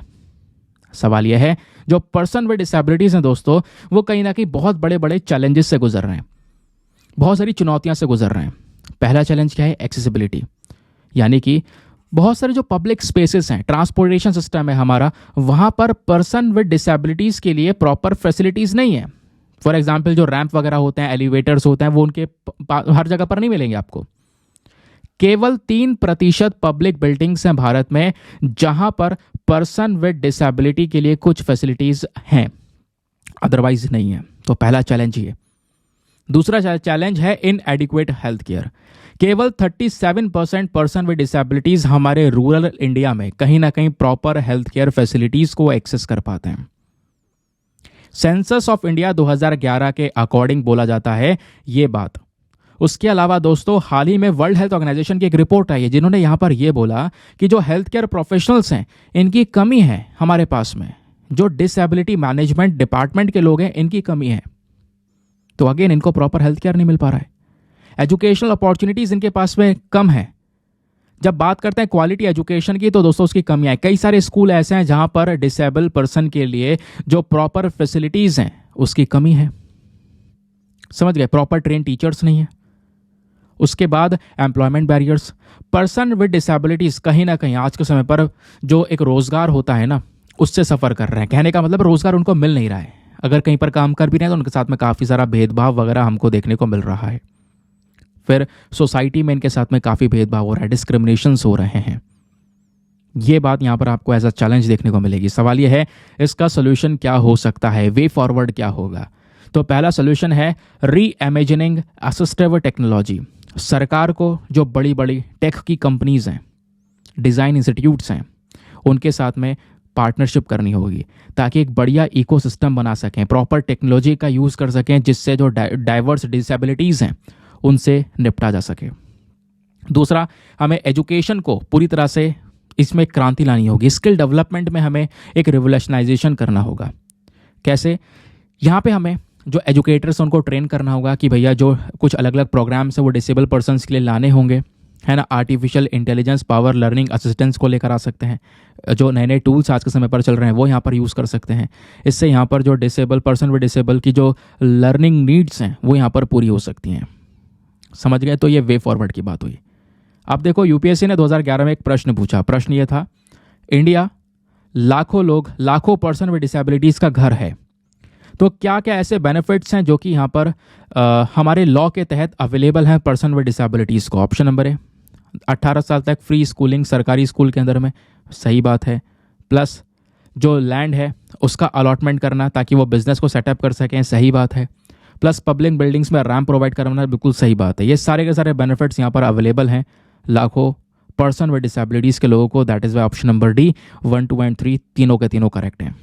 चलिए आगे आते हैं नेक्स्ट आर्टिकल पर। Again one of the most important article आज के हमारे डिस्कशन का, हम बात करेंगे इलेक्ट्रॉनिक सॉइल के बारे में। मिट्टी बिजली के झटके का यूज़ करेंगे जिससे बहुत ज़्यादा बढ़िया प्रोडक्शन होगी हमारे फसलों की, इलेक्ट्रिसिटी को सप्लाई करने से सॉइल के अंदर। कैसे, मैं आपको ये बताऊंगा। थोड़ा इंपॉर्टेंट आर्टिकल है दोस्तों, एक बाहर की रिसर्च है। हाल ही में एक रिसर्च आई है, कहाँ की, स्वीडन के अंदर में एक यूनिवर्सिटी है लिंकोपिंग यूनिवर्सिटी। वहाँ पे रिसर्च डेवलप की गई है और बोला गया है कि जो इलेक्ट्रॉनिक सॉइल है ये हमारे प्लांट्स की ग्रोथ को इम्प्रूव कर सकता है हाइड्रोपोनिक स्पेसिस में। हाइड्रोपोनिक बेसिकली एक प्रोसेस है जिसके माध्यम से पेड़ों को उगाया जाता है, पौधों को उगाया जाता है बेसिकली। तो दोस्तों हाइड्रोपोनिक स्पेस में अगर हम इलेक्ट्रॉनिक सॉइल का यूज़ करेंगे तो इससे एक बहुत बड़ा बदलाव होगा। जो हमारे छोटे छोटे पौधे हैं उनकी बढ़ने की जो शक्ति है वो 50 गुना बढ़ जाएगी। अच्छा, ऐसा क्या हुआ है, चलो आप समझते हैं एक करके। तो पहली चीज़ जो ये इलेक्ट्रॉनिक सॉइल है ये जो डेवलप की गई दोस्तों, ये अपने आप पे एक बहुत बड़ा अचीवमेंट है। अभी तक क्या होता है, जो हम पुराने चीज़ों का यूज़ करते हैं, मिनरल वूल जो नॉन बायोडिग्रेडेबल है ना, तो उसके बजाय हम लोगों ने इलेक्ट्रॉनिक सॉइल का यूज़ किया है। इलेक्ट्रॉनिक सॉइल क्या है, इसके अंदर में सेल्यूलोज है, बायोपॉलीमर है, जिसको यहाँ पर कह सकते हो सारी चीज़ें मिली हुई हैं और मिलकर यहाँ पर क्या बनाती हैं, PEDOT यानी कि पॉली 3,4 इथाइलिन डायोऑक्सीथियोपीन। ये चीज़ यहाँ पर हमको मिल जाती है किसके अंदर में, ई सॉइल के अंदर में। अब ये जो मिट्टी है, ई सॉइल जो है, इसका इंपॉर्टेंस क्या, इसका सिग्निफिकेंस क्या है?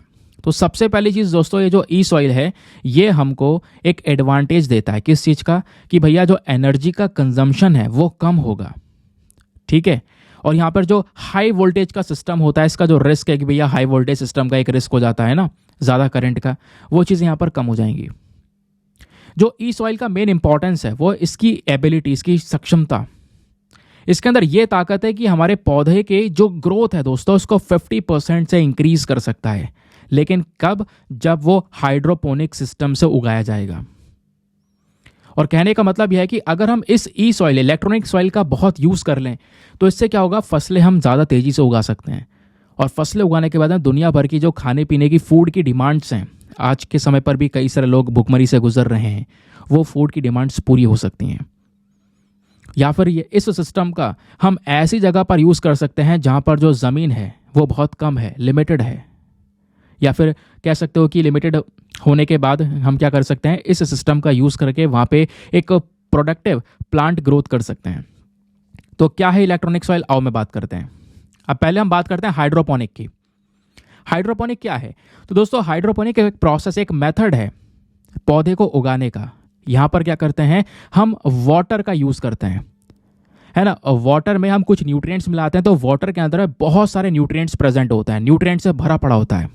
यहाँ पे हम मिट्टी का इतना उपयोग नहीं करते, या आप देख पाओगे, बस खाली पौधे की जड़ें हैं और इन जड़ को हम क्या करेंगे, थोड़ी देर के लिए जो न्यूट्रिएंट वाला पानी है उसके अंदर में रखेंगे, जिससे जो ये प्लांट है इसको न्यूट्रिशन मिलना है, ऑब्वियस सी बात है। तो उस पानी से सीधा इसके जड़ों को न्यूट्रिशन मिलेगा, जिससे प्लांट ग्रो करता रहेगा। यहाँ पे मिट्टी की ज़रूरत नहीं है, ये एक सॉइल लेस कल्टिवेशन है। तो हाइड्रोपोनिक्स में दोस्तों हम मिट्टी का यूज़ नहीं करते। यहाँ पे हम क्या यूज़ करते हैं, हमारा रूट सिस्टम होता है, जो जड़ें हैं, ठीक है, जड़ों को एक सपोर्ट मिलता है अलग से, एक कह सकते हो कि तरीके से। अब यहाँ पर कह सकते हो जो काम है करने का, जो फंडामेंटल है वो क्या करता है, जो ये जड़ें हैं, हमारे पौधे की जो जड़ें हैं दोस्तों, ये डायरेक्टली उस पानी के सोल्यूशन में आता है, वो पानी जिसमें न्यूट्रिएंट भरे पड़े हैं, न्यूट्रिएंट का सोल्यूशन जो है। और यहाँ पर ऑक्सीजन भी प्रॉपर है, जिसके चक्कर में उसके जड़ों को वो न्यूट्रिएंट मिला, ऑक्सीजन मिली, और वो जो प्लांट है वो ऊपर धीरे धीरे ग्रो होने लगता है। समझ गए। तो ये हमारा हाइड्रोपोनिक सिस्टम है, जिसके अंदर हम इस ई सॉइल का, इलेक्ट्रॉनिक सॉइल का हम यहाँ पे यूज़ कर सकते हैं, ऐसा बोला जा रहा है। इलेक्ट्रॉनिक सॉइल का। इस तरीके से दोस्तों यहाँ पर थोड़ा सा इलेक्ट्रिसिटी यहाँ पर सप्लाई किया गया है, जिसके माध्यम से जो ये प्लांट है वो और तेज़ी से यहाँ पे ग्रो कर सकता है। समझ गए? क्लियर हो गया? आगे आते हैं। अच्छा, एक चीज़ और, एक सेकेंड रुको। हाँ, अब बात करते हैं इसके एडवांटेज, इसके फ़ायदे क्या होंगे। समझ गए ना? तो ई सॉइल हम क्या करते हैं, एक इलेक्ट्रिसिटी का यहाँ पर यूज़ कर रहे हैं उस प्लांट के रूट्स को थोड़ी सी पावर देने के लिए। तो ई सॉइल एक इलेक्ट्रिकली कंडक्टिव ग्रोथ सबस्ट्रेट है। ये कहाँ से आता है? सेल्यूलोज से, और साथ ही साथ में कंडक्टिव पॉलीमर से, जिसका नाम मैंने आपको बताया तो थोड़ा डिफिकल्ट सा था। ठीक है, ये हमारी जो पेड़ों की जड़ हैं उसको और ज़्यादा मजबूत करता है, उसको ग्रो करने में हेल्प करता है। बहुत ही कम पावर का यूज़ किया जाता है, ऐसा नहीं कोई ज़्यादा पावर का यूज़ कर रहे हैं, बहुत कम पावर का यूज़ करके एनवायरनमेंट के लिए भी सेफ रहेगा और प्लस हमारी प्लांट की ग्रोथ को भी वो प्रमोट करेगा। तो इसके एडवांटेजेस क्या होंगे?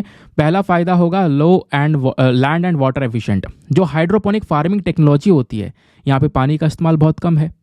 ठीक है, उसके अलावा ज़मीन का यूज़ बहुत कम है, ज़मीन में लगा ही नहीं रहे हैं, बस खाली हमने क्या करा, पेड़ों की जड़ों को थोड़ी देर के लिए उस न्यूट्रिएंट रिच सॉल्यूशन के अंदर डुबा के रखा है।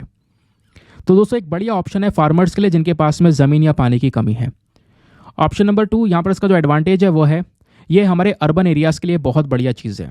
शहर वाले जो एरियाज़ हैं, ठीक है, स्पेशली वहाँ पर बढ़िया जो ज़मीन है उसकी कमी होती है जहाँ पर खेती हो सके। ठीक है, अरेबल लैंड काफ़ी पोल्यूटेड हो चुका होता है, तो वहाँ पे हम ये वाली टेक्निक यूज़ कर सकते हैं, लो रिसोर्स कंजम्पशन। ठीक है, यानी कि यहाँ पर अगर आप देखोगे तो एक बहुत ही बढ़िया चीज़ है। फार्मिंग में एक बहुत बढ़िया टेक्निक है जहाँ पर हम क्या कर सकते हैं, एक तो हमारे जो रिसोर्स है वो कम लग रहे हैं लेकिन ज़्यादा एफिशिएंट तरीके से ग्रोथ होगी। फिर होगा higher yield. Food and agriculture organisation के अकॉर्डिंग बोला जा रहा है कि जो ये सॉइललेस सिस्टम होता है, यानी मिट्टी के बिना जो ग्रोथ होती है वो 20 से 25% ज़्यादा होती है, ऐसा यहाँ पर मेंशन किया जा रहा है। तो इसके एडवांटेजेस हैं ये, हालांकि इसके डिसएडवांटेजेस भी हैं, क्योंकि आपको पता है हर चीज़ के फ़ायदे नुकसान हैं। अब नुकसान क्या है भाई, यहाँ पर ज़्यादा समय लगेगा और ज़्यादा अटेंशन की ज़रूरत है। जो हम खेती करते हैं ज़मीन पे उसमें ज़्यादा अटेंशन की ज़रूरत नहीं होती है। यहाँ पे बहुत पानी लगेगा, सॉरी जो ये वाटर है उसको बार बार रिप्लेस करने की ज़रूरत है ना, बदलाव करने की ज़रूरत है, पानी को बदलनी है रेगुलर इंटरवल्स पर। ठीक है, नहीं तो फिर अगर हम नहीं करेंगे तो प्लांट में डिजीज़ हो जाएगी। उसके अलावा जो वाटर और इलेक्ट्रिसिटी इंसेंटिव, ये जो प्रोसेस है दोस्तों, ये थोड़ा सा कॉम्प्लिकेट हो जाता है। क्यों? यहाँ पे पानी और बिजली दोनों की ज़रूरत होती है हाइड्रोपोनिक सिस्टम के अंदर में, और मान लो अगर प्रॉपर बिजली ना मिल पाए स्थिर तरीके से तो वो फेल हो जाएगा, या प्रॉपर वाटर की सप्लाई ना हो पाए, पानी को प्रॉपर बदले ना, तो कहीं ना कहीं वो फेल हो जाएगा। तो इसके ड्रॉबैक्स भी हैं। आई होप आपको ये क्लियर हो चुके हैं। चलिए अब आते हैं आज के एडिटोरियल डिस्कशन पे। आज का हमने द हिंदू न्यूज़पेपर का एक एडिटोरियल लिया है, और द हिंदू न्यूज़पेपर का ही एक इनिशिएटिव है बिजनेस लाइन, यानी द हिंदू वालों का ही है, आप देख पा रहे होंगे, तो वहाँ से एक एडिटोरियल लिया है। तो द हिंदू बिजनेस लाइन वाला ज़्यादा इंपॉर्टेंट है। अगेन यहाँ पे हम एग्रीकल्चर की बात करेंगे, जीएस पेपर नंबर 3 एग्रीकल्चर के पॉइंट ऑफ व्यू से इंपॉर्टेंट है, और आज का मेंस का क्वेश्चन इसी आर्टिकल के ऊपर बेस्ड है। तो ध्यान से सुनना, इस एडिटोरियल में राइटर ने मेंशन किया है नेचुरल फार्मिंग के ऊपर में। नेचुरल फार्मिंग के अंदर में हमें कुछ और ज़्यादा बदलाव की ज़रूरत है, जिससे यहाँ पर बेटर प्राइस और नेचुरल फार्मिंग को बेटर मार्केट मिल सके। हम नेचुरल फार्मिंग की केवल बात कर रहे हैं, लेकिन अच्छा मार्केट नेचुरल फार्मिंग को नहीं दे पा रहे हैं, और ये नेचुरल फार्मिंग हमारे लिए एक बहुत क्रांतिकारी कदम हो सकता है दोस्तों। ये बात इस आर्टिकल में राइटर मेंशन करते हैं। तो क्या है राइटर का कहना, जरा ये डिस्कस कर लेते हैं। पहले तो राइटर बोलते हैं कि देखो हम ना एग्रीकल्चर प्रोडक्शन के मामले में सेल्फ सफिशिएंट है। भारत देश में बहुत सारी जो फसलें हैं उनका उत्पादन किया जाता है, और ये सब कुछ हम धन्यवाद देंगे ग्रीन रिवॉल्यूशन को। भारत में हरित क्रांति हुई, उसके बाद गेहूं चावल बहुत तेजी से उगाया गया, लेकिन सवाल यह है कि इसका जो नेगेटिव इम्पैक्ट एनवायरनमेंट के ऊपर वो भी पड़ रहा है। मिट्टी का उपजाऊपना खत्म हो रहा है, बायोडाइवर्सिटी खत्म हो रही है, हमारे पास में नेचुरल रिसोर्सेज इतने नहीं है, खेती करने के लिए पानी बहुत चाहिए, है ना। तो दोस्तों उसमें भी एक बहुत बड़ा जो रिस्क है वो हमको नजर आ रहा है। तो कहीं ना कहीं इन सब का एक सबसे अच्छा सोल्यूशन है, वो है नेचुरल फार्मिंग। नेचुरल फार्मिंग जो है वो हमारे एनवायरनमेंट फ्रेंडली है, एनवायरनमेंट को नुकसान नहीं पहुंचाती। लेकिन जो ये फार्मिंग की जा रही है आज के समय पर, कन्वेंशनल फार्मिंग, यहाँ पर एनवायरनमेंट के ऊपर एक नेगेटिव इम्पैक्ट पड़ रहा है। तो हमें नेचुरल फार्मिंग को बढ़ावा देना चाहिए, लेकिन आज के समय पे क्या हो रहा है, कहीं कहीं पर नेचुरल फार्मिंग हो रही है तो उसको सपोर्ट नहीं मिल पा रहा है, उनके सामान को मार्केट में बेटर प्राइस नहीं मिल पा रहा है, बेटर मार्केट नहीं मिल पा रहा है। तो इस चक्कर में नेचुरल फार्मिंग का कॉन्सेप्ट वो अभी भी दबा हुआ है, हमें इसे उभारना होगा, यह है राइटर का कहना।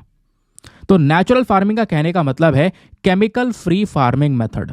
यहाँ पर केमिकल का यूज हम नहीं करते।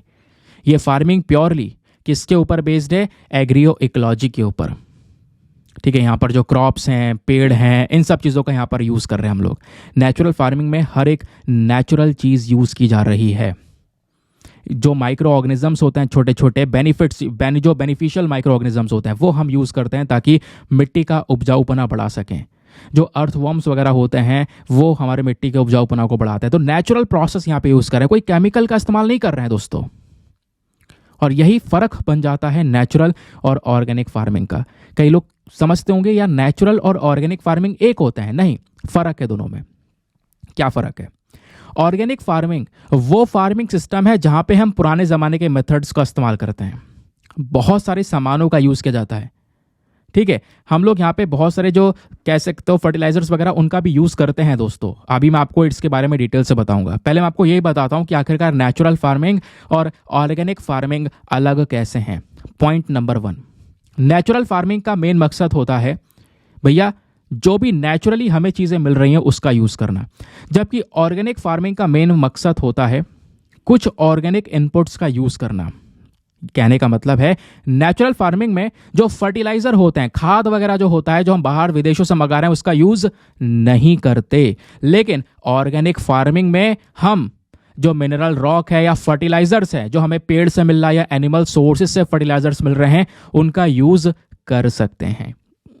समझ गए? तो ऑर्गेनिक फार्मिंग में इन चीजों का यूज है, लेकिन नेचुरल फार्मिंग में इंपोर्टेड फर्टिलाइजर्स बिल्कुल भी यूज नहीं कर सकते। नेचुरल फार्मिंग प्योरली डिपेंड करती है हमारे एनवायरनमेंट के ऊपर में। बायोडाइवर्सिटी को प्रमोट करती है, मिट्टी की जो हेल्थ है उसको बढ़ाने का काम करती है, प्लांट्स, एनिमल्स हर एक की हेल्थ का ख्याल रखती है। जबकि ऑर्गेनिक फार्मिंग जो है, यहां पर हम ऑर्गेनिक मटेरियल्स का यूज करते हैं दोस्तों। नेचुरल फार्मिंग में केमिकल का यूज हम बिल्कुल नहीं कर सकते, जबकि ऑर्गेनिक फार्मिंग में कुछ केमिकल्स का यूज होता है जिसको सेफ माना गया है ह्यूमंस और एनवायरनमेंट के लिए। तो ये एक फ़र्क है नेचुरल और ऑर्गेनिक फार्मिंग के बीच का। तो राइटर यहाँ पर बोलते हैं हमें नेचुरल फार्मिंग को ज़्यादा अपनाना चाहिए। क्यों? क्योंकि नेचुरल फार्मिंग के अपने आप में बहुत सारे फ़ायदे हैं। फ़ायदा नंबर 1, पहले हम बात करेंगे एनवायरमेंटल बेनिफिट्स की, कि हमारे एनवायरमेंट को क्या बेनिफिट मिलेंगे। तो एनवायरमेंट में पहला बेनिफिट होगा हेल्दी सॉइल का।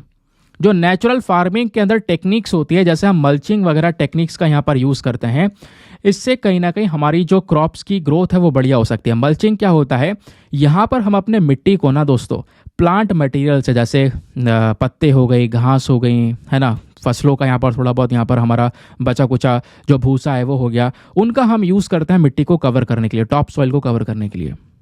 और इस कवर की वजह से जो मिट्टी के अंदर ऑर्गेनिज्म है, जैसे अर्थवर्म्स वगैरह जो पलते हैं उसके अंदर में, वो मिट्टी के उपजाऊपना को और ज़्यादा इंप्रूव करते हैं। इस चक्कर में मिट्टी का जो न्यूट्रिशन वैल्यू है वो इंक्रीज होगा, और जब उसमें फसल लगाओगे तो फसल भी बढ़िया ग्रो करेगी। समझ गए? क्योंकि फसल को न्यूट्रिशन चाहिए, वो न्यूट्रिशन मिट्टी में मिल रहा है, और वह हेल्दी सॉइल नेचुरल फार्मिंग से बनेगी। जब हम फर्टिलाइजर का यूज़ करते हैं तो उससे मिट्टी का उपजाऊपना कम होता है, न्यूट्रिशन लेवल कम होता है। ये एक डिफरेंस है नेचुरल और ऑर्गेनिक फार्मिंग का। फिर बात आती है दूसरा जो बेनिफिट है वो है वाटर कंजर्वेशन। जो नेचुरल मेथड्स होता है, जैसे मल्चिंग आपको बता दिया, ड्रिप इरिगेशन, यानी कि ऐसा नहीं है कि केवल पाइप लगा दो खेत में और पानी छोड़ दो पूरा, नहीं, यहाँ पर थोड़ा थोड़ा जितनी फसल को ज़रूरत होगी पानी की, ड्रिप बूंद बूंद के बेसिस पर दोस्तों यहाँ पर पानी को दिया जाएगा। इससे क्या होगा? मिट्टी में जो मॉइस्चर है, जो नमी है वो बनी रहेगी, ज़्यादा पानी का इस्तेमाल ही नहीं है। इससे क्या होगा? पानी का प्रॉपर मैनेजमेंट हो सकेगा, और जहाँ पर सूखा पड़ा हुआ है वहाँ पर भी हम फसल को बढ़िया तरीके से लगा सकेंगे। एक और इसका फ़ायदा है वो है रिड्यूस पोल्यूशन। जो प्रदूषण है वो कम होगा, क्योंकि यहाँ पे हम किसी केमिकल फर्टिलाइज़र का यूज़ नहीं कर रहे हैं। जब केमिकल फर्टिलाइज़र का यूज़ करते हैं और खेत में पानी छोड़ा जाता है तो काफ़ी सारा फर्टिलाइज़र उस पानी से बहता हुआ हमारी बड़ी वाटर बॉडीज़ में पहुँचता है, जिससे यहाँ पर बहुत ज़्यादा पोल्यूशन होता है। तो ये भी इसका एक फ़ायदा है। फिर है क्लाइमेट चेंज मिटिगेशन। जो नेचुरल फार्मिंग होती है दोस्तों, ये ज़्यादा पोल्यूशन पैदा नहीं करती, कार्बन एमिशन नहीं पैदा करती। इवन यहाँ पर जो हमारी मिट्टी होती है वो कार्बन सिंक का काम करती है। जब आप नेचुरल फार्मिंग को अपनाओगे तो मिट्टी जो है वो ग्रीन हाउस गैसेस, जो पोल्यूशन है, उसको अपने अंदर एब्जॉर्ब करेगी। तो इससे क्या होगा? जो गर्मी है, जो क्लाइमेट चेंज है, वो कंट्रोल होगी। तो ये इसके एनवायरमेंटल बेनिफिट्स हैं। दूसरा, अब इसके फार्मर बेनिफिट्स क्या हैं, यानी किसान को क्या फ़ायदा होगा अगर नेचुरल फार्मिंग करते हैं तो दोस्तों नेचुरल फार्मिंग पूरी तरह से किसके ऊपर रिलाई करती है, जो भी हमारे पास में लोकल अवेलेबल रिसोर्सेज हैं उसके ऊपर, जैसे बायो पेस्टिसाइड्स वगैरह, है ना, इन चीज़ों के ऊपर डिपेंड करती है। क्लियर हो गया। इनकी जो डिपेंडेंसी है वो केमिकल फर्टिलाइजर वगैरह या कीटनाशक के ऊपर बहुत कम होती है, तो जिस चक्कर में जो फार्मर्स उनको प्रॉफिट ज़्यादा होगा, खर्चा कम होगा। दूसरा, इम्प्रूव फार्म रेजिलियंस। जो नेचुरल फार्मिंग की टेक्निक्स हैं, यहाँ पर जो हमारा खेत है, जो फार्म्स हैं, वो ज़्यादा इम्प्रूव वे में काम कर पाते हैं। जो कह सकते हो वेदर इवेंट्स हो रहे हैं, लगातार सूखा पड़ रहा है या कहीं पर बाढ़ आ जा रही है ना, तो उन चीज़ों का इम्पैक्ट ज़्यादा पड़ेगा नहीं। इस चक्कर में जो फार्मर्स, उनके लिए एक स्थिरता बनी रहेगी, रिस्क उनके लिए कम रहेगा।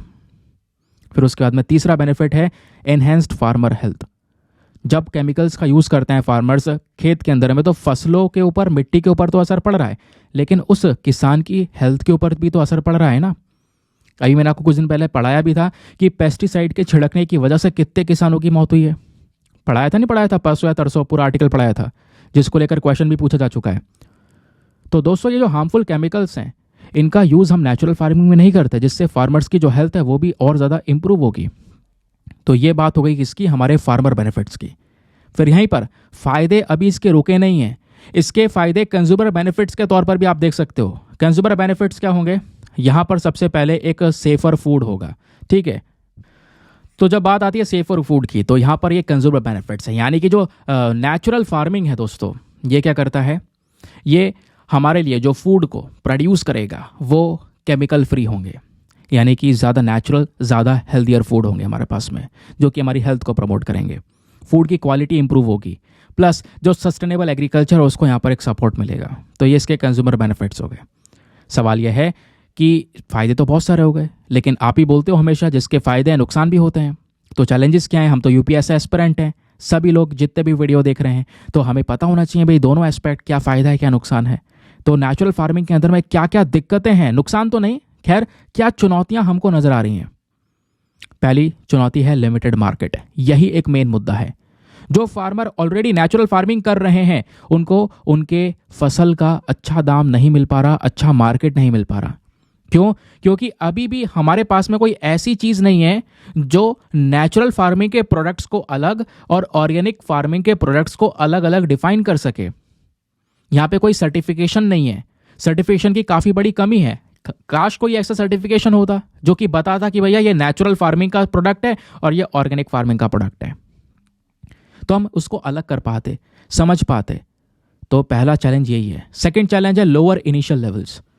कहने का मतलब है काफ़ी सारे किसान नेचुरल फार्मिंग को बढ़ाने के लिए क्या करते हैं, अपनाते हैं।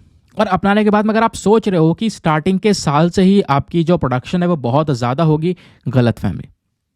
आपका जो स्टार्टिंग का प्रोडक्शन होगा वो बहुत कम होगा, बहुत कम, लेकिन वो धीरे धीरे फिर प्रोडक्शन बढ़ जाएगा। एग्जाम्पल यहाँ पर राइटर ने दिया है आंध्र प्रदेश का। आंध्र प्रदेश में एक स्टडी हुई है सेंटर फॉर सस्टेनेबल एग्रीकल्चर की साइड से। उसमें यह पाया गया जो पैडी फील्ड्स हैं नेचुरल फार्म के अंदर में, ये स्टार्टिंग में तो बहुत कम प्रोडक्शन हुआ यहाँ पर, लेकिन धीरे धीरे प्रोडक्शन बढ़ गया 3 से 4 साल में। तो ये दिक्कत स्टार्टिंग की झेलनी पड़ेगी। फिर एक और चैलेंज है, वो है lack of awareness and training. बहुत सारे फार्मर्स ऐसे हैं जिनके पास में प्रॉपर नॉलेज नहीं है, प्रैक्टिकल स्किल्स नहीं है कि नेचुरल फार्मिंग की टेक्निक क्या होती है, हम इसमें क्या चीज़ें इस्तेमाल करें। और प्रॉपर ट्रेनिंग प्रोग्राम्स भी हमारे पास में नहीं है, जिसके चक्कर में नेचुरल फार्मिंग को ज़्यादा अडॉप्ट नहीं किया जा रहा। सिंपल सी बात है। अगर हम बात करेंगे हिमाचल प्रदेश में, तो सरकार ने इनिशिएटिव स्टार्ट किए हुए हैं कि भैया नेचुरल फार्मिंग को प्रमोट करने के लिए हिमाचल प्रदेश की सरकार काम कर रही है, लेकिन उसके बावजूद भी बहुत सारे किसान भाई ऐसे हैं जिनको उस प्रैक्टिस के बारे में नहीं पता, जानकारी नहीं है, उसके बेनिफिट्स के बारे में नहीं पता। इस चक्कर में उसका अडॉप्शन नहीं हो पा रहा है। तो ये भी एक बहुत बड़ा चैलेंज है। फिर है availability and affordability of organic inputs. कहने का मतलब है अगर यहाँ पे बात करोगे, आपने नेचुरल फार्मिंग करनी है, मान लो कॉटन की खेती करनी है, तो जो ऑर्गेनिक कॉटन सीड्स मिलते हैं दोस्तों, उसके दाम बहुत ज़्यादा हैं। और दाम बहुत ज़्यादा है, बीज के दाम ही बहुत ज़्यादा है, तो फार्मर्स उसको खरीदेंगे क्यों? समझ गए? दाम बहुत ज़्यादा है, मार्केट में डिमांड कम है, तो क्यों खरीदें? फिर एक और चीज़ है paste and disease management. Natural farming किस चीज़ के ऊपर विश्वास करता है? एनवायरमेंटल मेथड्स के ऊपर में, कि भाई एनवायरमेंट का जो यूज़ है हम वही यूज़ करेंगे, कीटनाशक को कंट्रोल करने के, जो कीटाणु वगैरह लग जाते हैं, कीड़े वगैरह लग जाते हैं फसलों में, उसको मारने के लिए कोई ज़्यादा केमिकल का यहाँ पर इस्तेमाल होगा नहीं, क्योंकि नेचुरल फार्मिंग कर रहे हैं। तो इस चक्कर में जो फार्मर्स हैं उनको प्रॉब्लम फेस करने को मिल जाती है कभी कभी। फॉर एग्जाम्पल, जो जम्मू कश्मीर में सेब की खेती करने वाले किसान हैं, उनको एक चुनौती से गुजरना पड़ता है। कैसे? वहाँ पर ना एक कीड़े का अटैक होता है, तो उस कीड़े के अटैक को रोकने के लिए यहाँ पर वो कहीं ना कहीं केमिकल पेस्टिसाइड का यूज़ कर देते हैं। तो नेचुरल फार्मिंग का जो कॉन्सेप्ट है वो यहीं पर ख़त्म हो जाता है, क्योंकि यहाँ पे हमें केमिकल का तो यूज़ करना ही नहीं है। तो ये भी एक बहुत बड़ा चैलेंज है कि भाई हम एनवायरनमेंट का यूज़ करके प्रॉपर तरीके से कीड़ों को नहीं रोक सकते। समझ गए?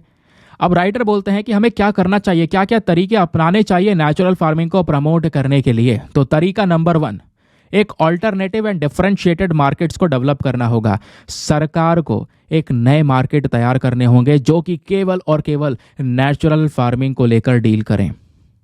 समझ गए? और जो पीडीएस सिस्टम है, जहां पर सरकार राशन दे रही है लोगों को, वहां पर नेचुरल फार्मिंग के जो प्रोड्यूस प्रोडक्ट्स हैं, इनको हमें पीडीएस सिस्टम में लाना होगा, ताकि लोगों में ज़्यादा से ज़्यादा हेल्दी सामान पहुंच सके और अवेयरनेस लोगों में आए। फिर जो हमारा सिस्टम है आज के समय का, उसको प्रॉपर तरीके से यूज़ करना होगा। फार्मर प्रोड्यूसर ऑर्गेनाइजेशंस हैं हमारे, उनके साथ में कोलैबोरेट करना होगा। मिड डे मील प्रोग्राम्स है सरकार की, वहाँ पर हमें ये जो नेचुरल फार्मिंग के प्रोडक्ट्स हैं उनका ज़्यादा से ज़्यादा यूज़ करना होगा। समझ गए? तो इससे नेचुरल फार्मिंग को एक बढ़ावा दिया जा सकता है। क्लियर? तो चलिए, आई होप आपने बढ़िया तरीके से इस पूरे आर्टिकल को सुना है, क्योंकि एक one of the best article है यार, जो क्वेश्चन आपसे बन सकता है जहाँ से। तो क्वेश्चन आज का मेंस का है, जिसको अटेम्प्ट करना है, और 2024 का डे नंबर 1 और आपका पहला मेंस क्वेश्चन है, discuss the concept and benefits of natural farming in the context of India's agricultural sector. तो भारत के जो ये कृषि क्षेत्र है, इसकी जब बात करते हैं तो नेचुरल फार्मिंग का कॉन्सेप्ट और इसके फायदे क्या हो सकते हैं, पहले तो ये बताना है। और दूसरा, कैसे जो नेचुरल फार्मिंग है उसको हम प्रमोट कर सकते हैं और बढ़ा सकते हैं, ये आपने बताना है। 250 शब्दों में आंसर लिखना है। एक बार हिंदी में रीड कर देता हूं। तो भारत के कृषि क्षेत्र के संदर्भ में प्राकृतिक खेती की अवधारणा और लाभों पर चर्चा कीजिए। प्राकृतिक खेती को कैसे बढ़ाया दिया जा सकता है और कैसे बढ़ाया जा सकता है, इसके बारे में चर्चा करें। 250 शब्दों में आंसर लिखने के बाद में कहाँ पे सबमिट करना है? टेलीग्राम पर जाना, वहाँ पे जाके सर्च बॉक्स में लिखना दीपक यादव एजुकेशन मेंस ग्रुप। जैसे आप फुल फॉर्म लिखोगे मेरा टेलीग्राम चैनल मिलेगा, जहाँ पे ऑलरेडी 78,000 से ज़्यादा लोग जुड़ चुके हैं। नाउ आप भी वहाँ पर जुड़कर अपने आंसर्स को लेकर सबमिट कर सकते हो। और सबसे इंपॉर्टेंट, अपने आंसर्स को सबमिट करने से पहले दोस्तों आप सभी लोगों को करना क्या है? एटलीस्ट सभी लोगों को 2-2 आंसर्स रिव्यू करने हैं। जब आप सभी लोग 2-2 आंसर्स को रिव्यू करोगे, बहुत सारे फायदे होंगे आपको भी, सामने वाले को भी। आपको कुछ इंपॉर्टेंट पॉइंट्स मिलेंगे जो आप अपने नोट्स में इंक्लूड कर सकते हो। सामने वाले के आंसर में अगर कोई मिस्टेक होती है तो आप उनको बता सकते हो कि यहाँ पर इंप्रूवमेंट की आवश्यकता है। समझ गए? चलिए अगले एडिटोरियल पर आते हैं। ये हमारे न्यूज़पेपर का, द हिंदू न्यूज़पेपर में जो एडिटोरियल सेक्शन आज का पब्लिश हुआ है, उसमें से इकलौता एडिटोरियल यहाँ पर मिला है, और वो भी हमारे काम का नहीं है। इससे बकवास एडिटोरियल मैंने आज तक नहीं पढ़ा, लेकिन फिर भी मैं आपको बता देता हूँ ताकि लोग आप समझो ना कि यहाँ एडिटोरियल डिस्कशन नहीं करवाया। देखो, इस आर्टिकल में जो डॉक्टर मनी शिवा सुब्रमण्यम साहब हैं, ये एक हार्ट सर्जन हैं, सोशल एंटरप्रेन्योर हैं। इनका कहना क्या है मैं आपको बताता हूँ। मतलब इस आर्टिकल कोई ज़्यादा लॉजिक नहीं है दोस्तों, ज़्यादा एग्जाम में आपको ये मतलब कदा भी हेल्प नहीं करेगा। फिर भी पूरा मैटर क्या मैं आपको बता देता हूँ एग्जैक्टली हुआ क्या। अभी पता है आपको, तमिलनाडु के अंदर में साइक्लोन आया, बाढ़ आई काफ़ी भयंकर। एक साइक्लोन आया, साइक्लोन मिशोंग नाम का। साइक्लोन मिशोंग जो है वो रिसेंटली पास हुआ है ना, और साइक्लोन चला गया, लेकिन अभी भी जो चेन्नई के लोग हैं वो कहीं ना कहीं साइक्लोन से जो हुआ हुई तबाही थी, उस तबाही से गुजर रहे हैं। लोगों के पास में प्रॉपर फैसिलिटीज़ नहीं पहुंची हैं, और फिर जो तमिल के लोग हैं दोस्तों, उनके लिए कुछ ज़्यादा बढ़िया नहीं किया जा रहा है, ऐसा यहाँ पर राइटर का कहना है। इनका कहना यह है, जितनी भी यहाँ पर कह सकते हो तबाही हुई है, उसका असर अभी भी है, जबकि इतने दिन हो चुके हैं। तो अब तो यहाँ पर चीज़ें नॉर्मल हो जानी चाहिए थी। और ऐसे ही कुछ हुआ था 2015 में। 2015 में दोस्तों बहुत ज़्यादा बड़ी बारिश हुई, बहुत ज़्यादा भयंकर बारिश हुई, और बारिश होने के बाद में जो पानी जो यहाँ पर स्टोर करके रखा गया था उसको रिलीज़ कर दिया गया, क्योंकि अर्जेंट डिसीजन था, लेना पड़ा, ठीक है, वार्निंग की वजह से। तो यहाँ पर क्या हुआ, उसकी वजह से बहुत भयंकर बाढ़ आई, ठीक है। तो ऐसा हमको देखने को मिला। तो चेन्नई में यहाँ पर एक ऐसी बाढ़ देखने को मिली 2015 में, और वैसे ही बाढ़ अभी हमें 2023 में भी देखने को मिली। लेकिन 2023 की भी जो बाढ़ है वो निकले हुए बहुत दिन हो गए, लेकिन अभी भी लोग सफ़र कर रहे हैं वहाँ पर। तो कहीं ना कहीं यहाँ पर राइटर कह रहे हैं उनका जो सफ़र करना है वो सही नहीं है। अच्छा, जब वहाँ पे बाढ़ आई तो सरकार ने क्या किया, जो बिजली है बिजली की सप्लाई को रोक दिया, बिजली काट दी। क्यों, अभी आपको बताऊंगा। राइटर का कहना यह है कि जो बिजली काटी गई है वो बिल्कुल सही ऑप्शन है, बिल्कुल सही काम किया, बिल्कुल अच्छा डिसीजन था। क्योंकि इलेक्ट्रिसिटी की सप्लाई अगर रहती, तार, क्योंकि जब साइक्लोन आया तो काफ़ी तेज़ हवाएं चली, तार वगैरह टूटते, खंभे गिरते और तार टूटता पानी में जाता। अगर बिजली उसमें चल रही होती तो बिजली उस पानी के माध्यम से, करंट से काफ़ी सारे लोगों को यहाँ पर डैमेज पहुंचा सकती थी, लोगों की जान जा सकती थी। तो इलेक्ट्रिसिटी सप्लाई को कट डाउन किया, यह सही काम था। क्योंकि साइक्लोनिक विंड की वजह से कई सारे केबल गिरे, खंभे गिरे और केबल टूट कर यहाँ पर पानी में बिखरे रह गए। तो अच्छा कदम था कि यहाँ पर इलेक्ट्रिसिटी को कट डाउन किया। लेकिन इतना दिन हो चुका है वहाँ पे, अब बिजली आनी चाहिए थी, तार जुड़वाने चाहिए थे, नेचुरल इवेंट आते रहेंगे, पास होते रहेंगे। लेकिन अभी तक दोस्तों वहाँ पर जो चीज़ें हैं वो रिस्टोर नहीं की गई हैं। जो घर हैं, पड़ोसी लोग हैं, वो सब अभी भी अंधकार में रह रहे हैं, डार्कनेस में रह रहे हैं। वो उनके लिए और भी डेंजरस है। सड़कों पर लाइट नहीं है, जिसकी वजह से यहाँ पर एक्सीडेंट्स होने के चांसेस बहुत ज़्यादा हैं। 2021 में तमिलनाडु के अंदर में दोस्तों 13.8 करोड़ लोग थे जिनकी उम्र 60 साल से ज़्यादा थी। और उसके बाद में चेन्नई मेट्रोपॉलिटन एरियाज़ में 12 मिलियन पॉपुलेशन आपको देखने को मिल जाती है। ठीक है, उसके अलावा यहाँ पर 5 लाख पीपल जिनकी एज इससे भी ज़्यादा है, मतलब ऐसे कई सारे एज, 50,000 लोग ऐसे जिनकी उम्र 80 से ज़्यादा है। तो बहुत सारे लोग ऐसे हैं जो अपने घर में अकेले रह रहे हैं। मतलब बुजुर्गों की पॉपुलेशन तमिलनाडु में अभी भी ज़्यादा है। जो ओल्ड एज पर्सन है वो घर में अकेले रह रहे हैं, उनके पास में प्रॉपर सपोर्ट नहीं है। और अगर वहाँ पर भी पावर चली जाएगी, लाइट चली जाएगी, उनके साथ में हादसा हो सकता है, पूरे एरिया में डार्कनेस है, एक्सीडेंट्स हो सकते हैं, इंजरीज हो सकती है, वो इंजरी उनके लिए घातक हो सकती है। ये बात राइटर कहते हैं। तो राइटर यहाँ कहना यहाँ पर यही है कि जिसने भी यहाँ पर जो एक देखो एक इंपॉर्टेंट पर्सन होता है, जो इलेक्ट्रिसिटी सप्लाई कट डाउन करने की बात होती है ना साइक्लोन के समय पर, ये ली जाती है एक पर्सन के थ्रू, वही सारे यहाँ पर डिसीजंस लेता है। तो वो जो डिसीजन मेकर है, इस डिसीजन मेकर को ये भी ध्यान रखना होगा कि भैया अब जो आपदा है वो टल चुकी है, तो अब चीज़ों को वापस रीस्टोर करना चाहिए। प्रॉपर तार वायर वगैरह जुड़वा के वहाँ पे इलेक्ट्रिसिटी की सप्लाई वापस से होनी चाहिए। लेकिन वो सप्लाई लंबे लंबे समय तक नहीं आ पा रही है। राइटर का कहना यहाँ पर यह है कि हमें क्या करना होगा कि जो ये डिसीजन मेकर है, इस डिसीजन मेकर की टीम को हमें और इंक्रीज करना होगा। डिसीजन लेने के लिए और भी ढेर सारे लोग होने चाहिए जो कि आपस में डिस्कशंस करने के बाद में जाकर वो एक बढ़िया डिसीजन ले सकें, लोगों के फेवर में डिसीजन ले सकें। समझ गए? तो ये यहाँ पर राइटर मेंशन करते हैं कि भैया ये है प्रॉब्लम और ये है सोल्यूशन। तो मैंने बोला था ना, हमारे एग्ज़ाम के लिए काम का नहीं है। लेकिन फिर भी कहीं आप लोग सोचते यार क्यों डिस्कस नहीं किया, तो मैंने आपको फिलहाल ये जो मोटा मोटा जो इंपॉर्टेंट जो चीज़ें हैं वो मैंने बता दिया कि आखिरकार ये किस चीज़ के बारे में डिस्कशन कर रहे हैं। समझ गए?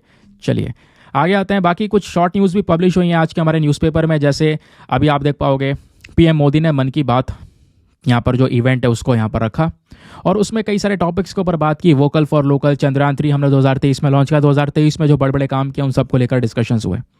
2024 की तैयारी चल रही है तो कुछ ऐसा खास नहीं है। प्लस यहाँ पे जो एक और बात बोली जा रही है, 2023 में कई सारे जो केसेस पेंडिंग पड़े थे वो केसेस की पेंडेंसी कम हुई है, बहुत सारे पेंडिंग केसेस को निपटाया गया। लेकिन काफ़ी सारे जो पिटिशनर्स हैं वो काफ़ी सारे केसेस में डिसअपॉइंटमेंट रहे हैं। फॉर एग्जांपल आर्टिकल 370 में सुप्रीम कोर्ट का डिसीजन आया कि आर्टिकल 370 को हटाना सही है, इससे काफ़ी लोग डिसअपॉइंट हुए। उसके बाद सेम सेक्स मैरिज को लेकर, सेम सेक्स मैरिज के अगेंस्ट में सुप्रीम कोर्ट का जब ऑर्डर आया तो यहाँ पे भी लोग डिसअपॉइंट हुए। तो कई सारे पिटिशंस में लोगों की डिसअपॉइंटमेंट बनी, लेकिन कोई बात नहीं, हुआ तो हुआ, बट वो केसेस निपट गए। अब देखेंगे 2024 में किस तरीके के जो केसेस है वो हमको यहाँ पर नजर आते हैं। समझ गए? तो अभी कुछ ज़्यादा खास यहाँ पर भी नहीं, बट छोटी छोटी न्यूज़ थी जो कि मैंने आपको बता दी। मैप का क्वेश्चन आपको दिया गया है कि भैया सेल्टन सी को जाकर मैप में फटाफट देख लो। तो सेल्टन सी के बारे में आपने पता लगाना है। सेल्टन सी कहाँ पर है? ये देखो, एक तो पहली बात बता दूं, ये एक सैलिन लेक है, यहाँ पे खारा पानी पाया जाता है। और ये कहाँ पर स्थित है? सदर्न कैलिफोर्निया में, यानी अमेरिका में जो कैलिफोर्निया है इसके साउथ वाले पोर्शन में ये एरिया स्थित है। क्यों ये न्यूज़ में है? क्योंकि यूएस के डिपार्टमेंट ऑफ एनर्जी ने हाल ही में दुनिया का सबसे बड़ा लिथियम रिजर्व इस कैलिफोर्निया के सेल्टन सी के नीचे पाया है, जिस वजह से यहाँ पर ये सेल्टन सी चर्चाओं में आ चुका है। समझ गए? चलिए आगे आते हैं। बाकी प्रीलिम्स वाला क्वेश्चन 2015 का क्वेश्चन था, बताओ कौन सा नेशनल पार्क है जहां का जो क्लाइमेट है वो चेंज होता रहता है, ट्रॉपिकल से सब ट्रॉपिकल, टेम्परेट और आर्कटिक। तो सही उत्तर है option number D, Namdapha national park. ठीक है, तो दोस्तों मिलते हैं आप लोगों से अगले वीडियो में। आई होप आपको बहुत मज़ा आया होगा, बहुत कुछ जानने को मिला होगा इस लेक्चर से। बहुत इंपॉर्टेंट वीडियो मैंने कर दिया है, तो प्लीज़ आप फॉलो कर रहे हो तो आपके एग्जाम में बहुत क्वेश्चंस आने वाले हैं यहाँ से। ठीक है, मिलते हैं आपसे अगले वीडियो में। आज के लिए bye bye, have a nice day, thank you and Jai Hind.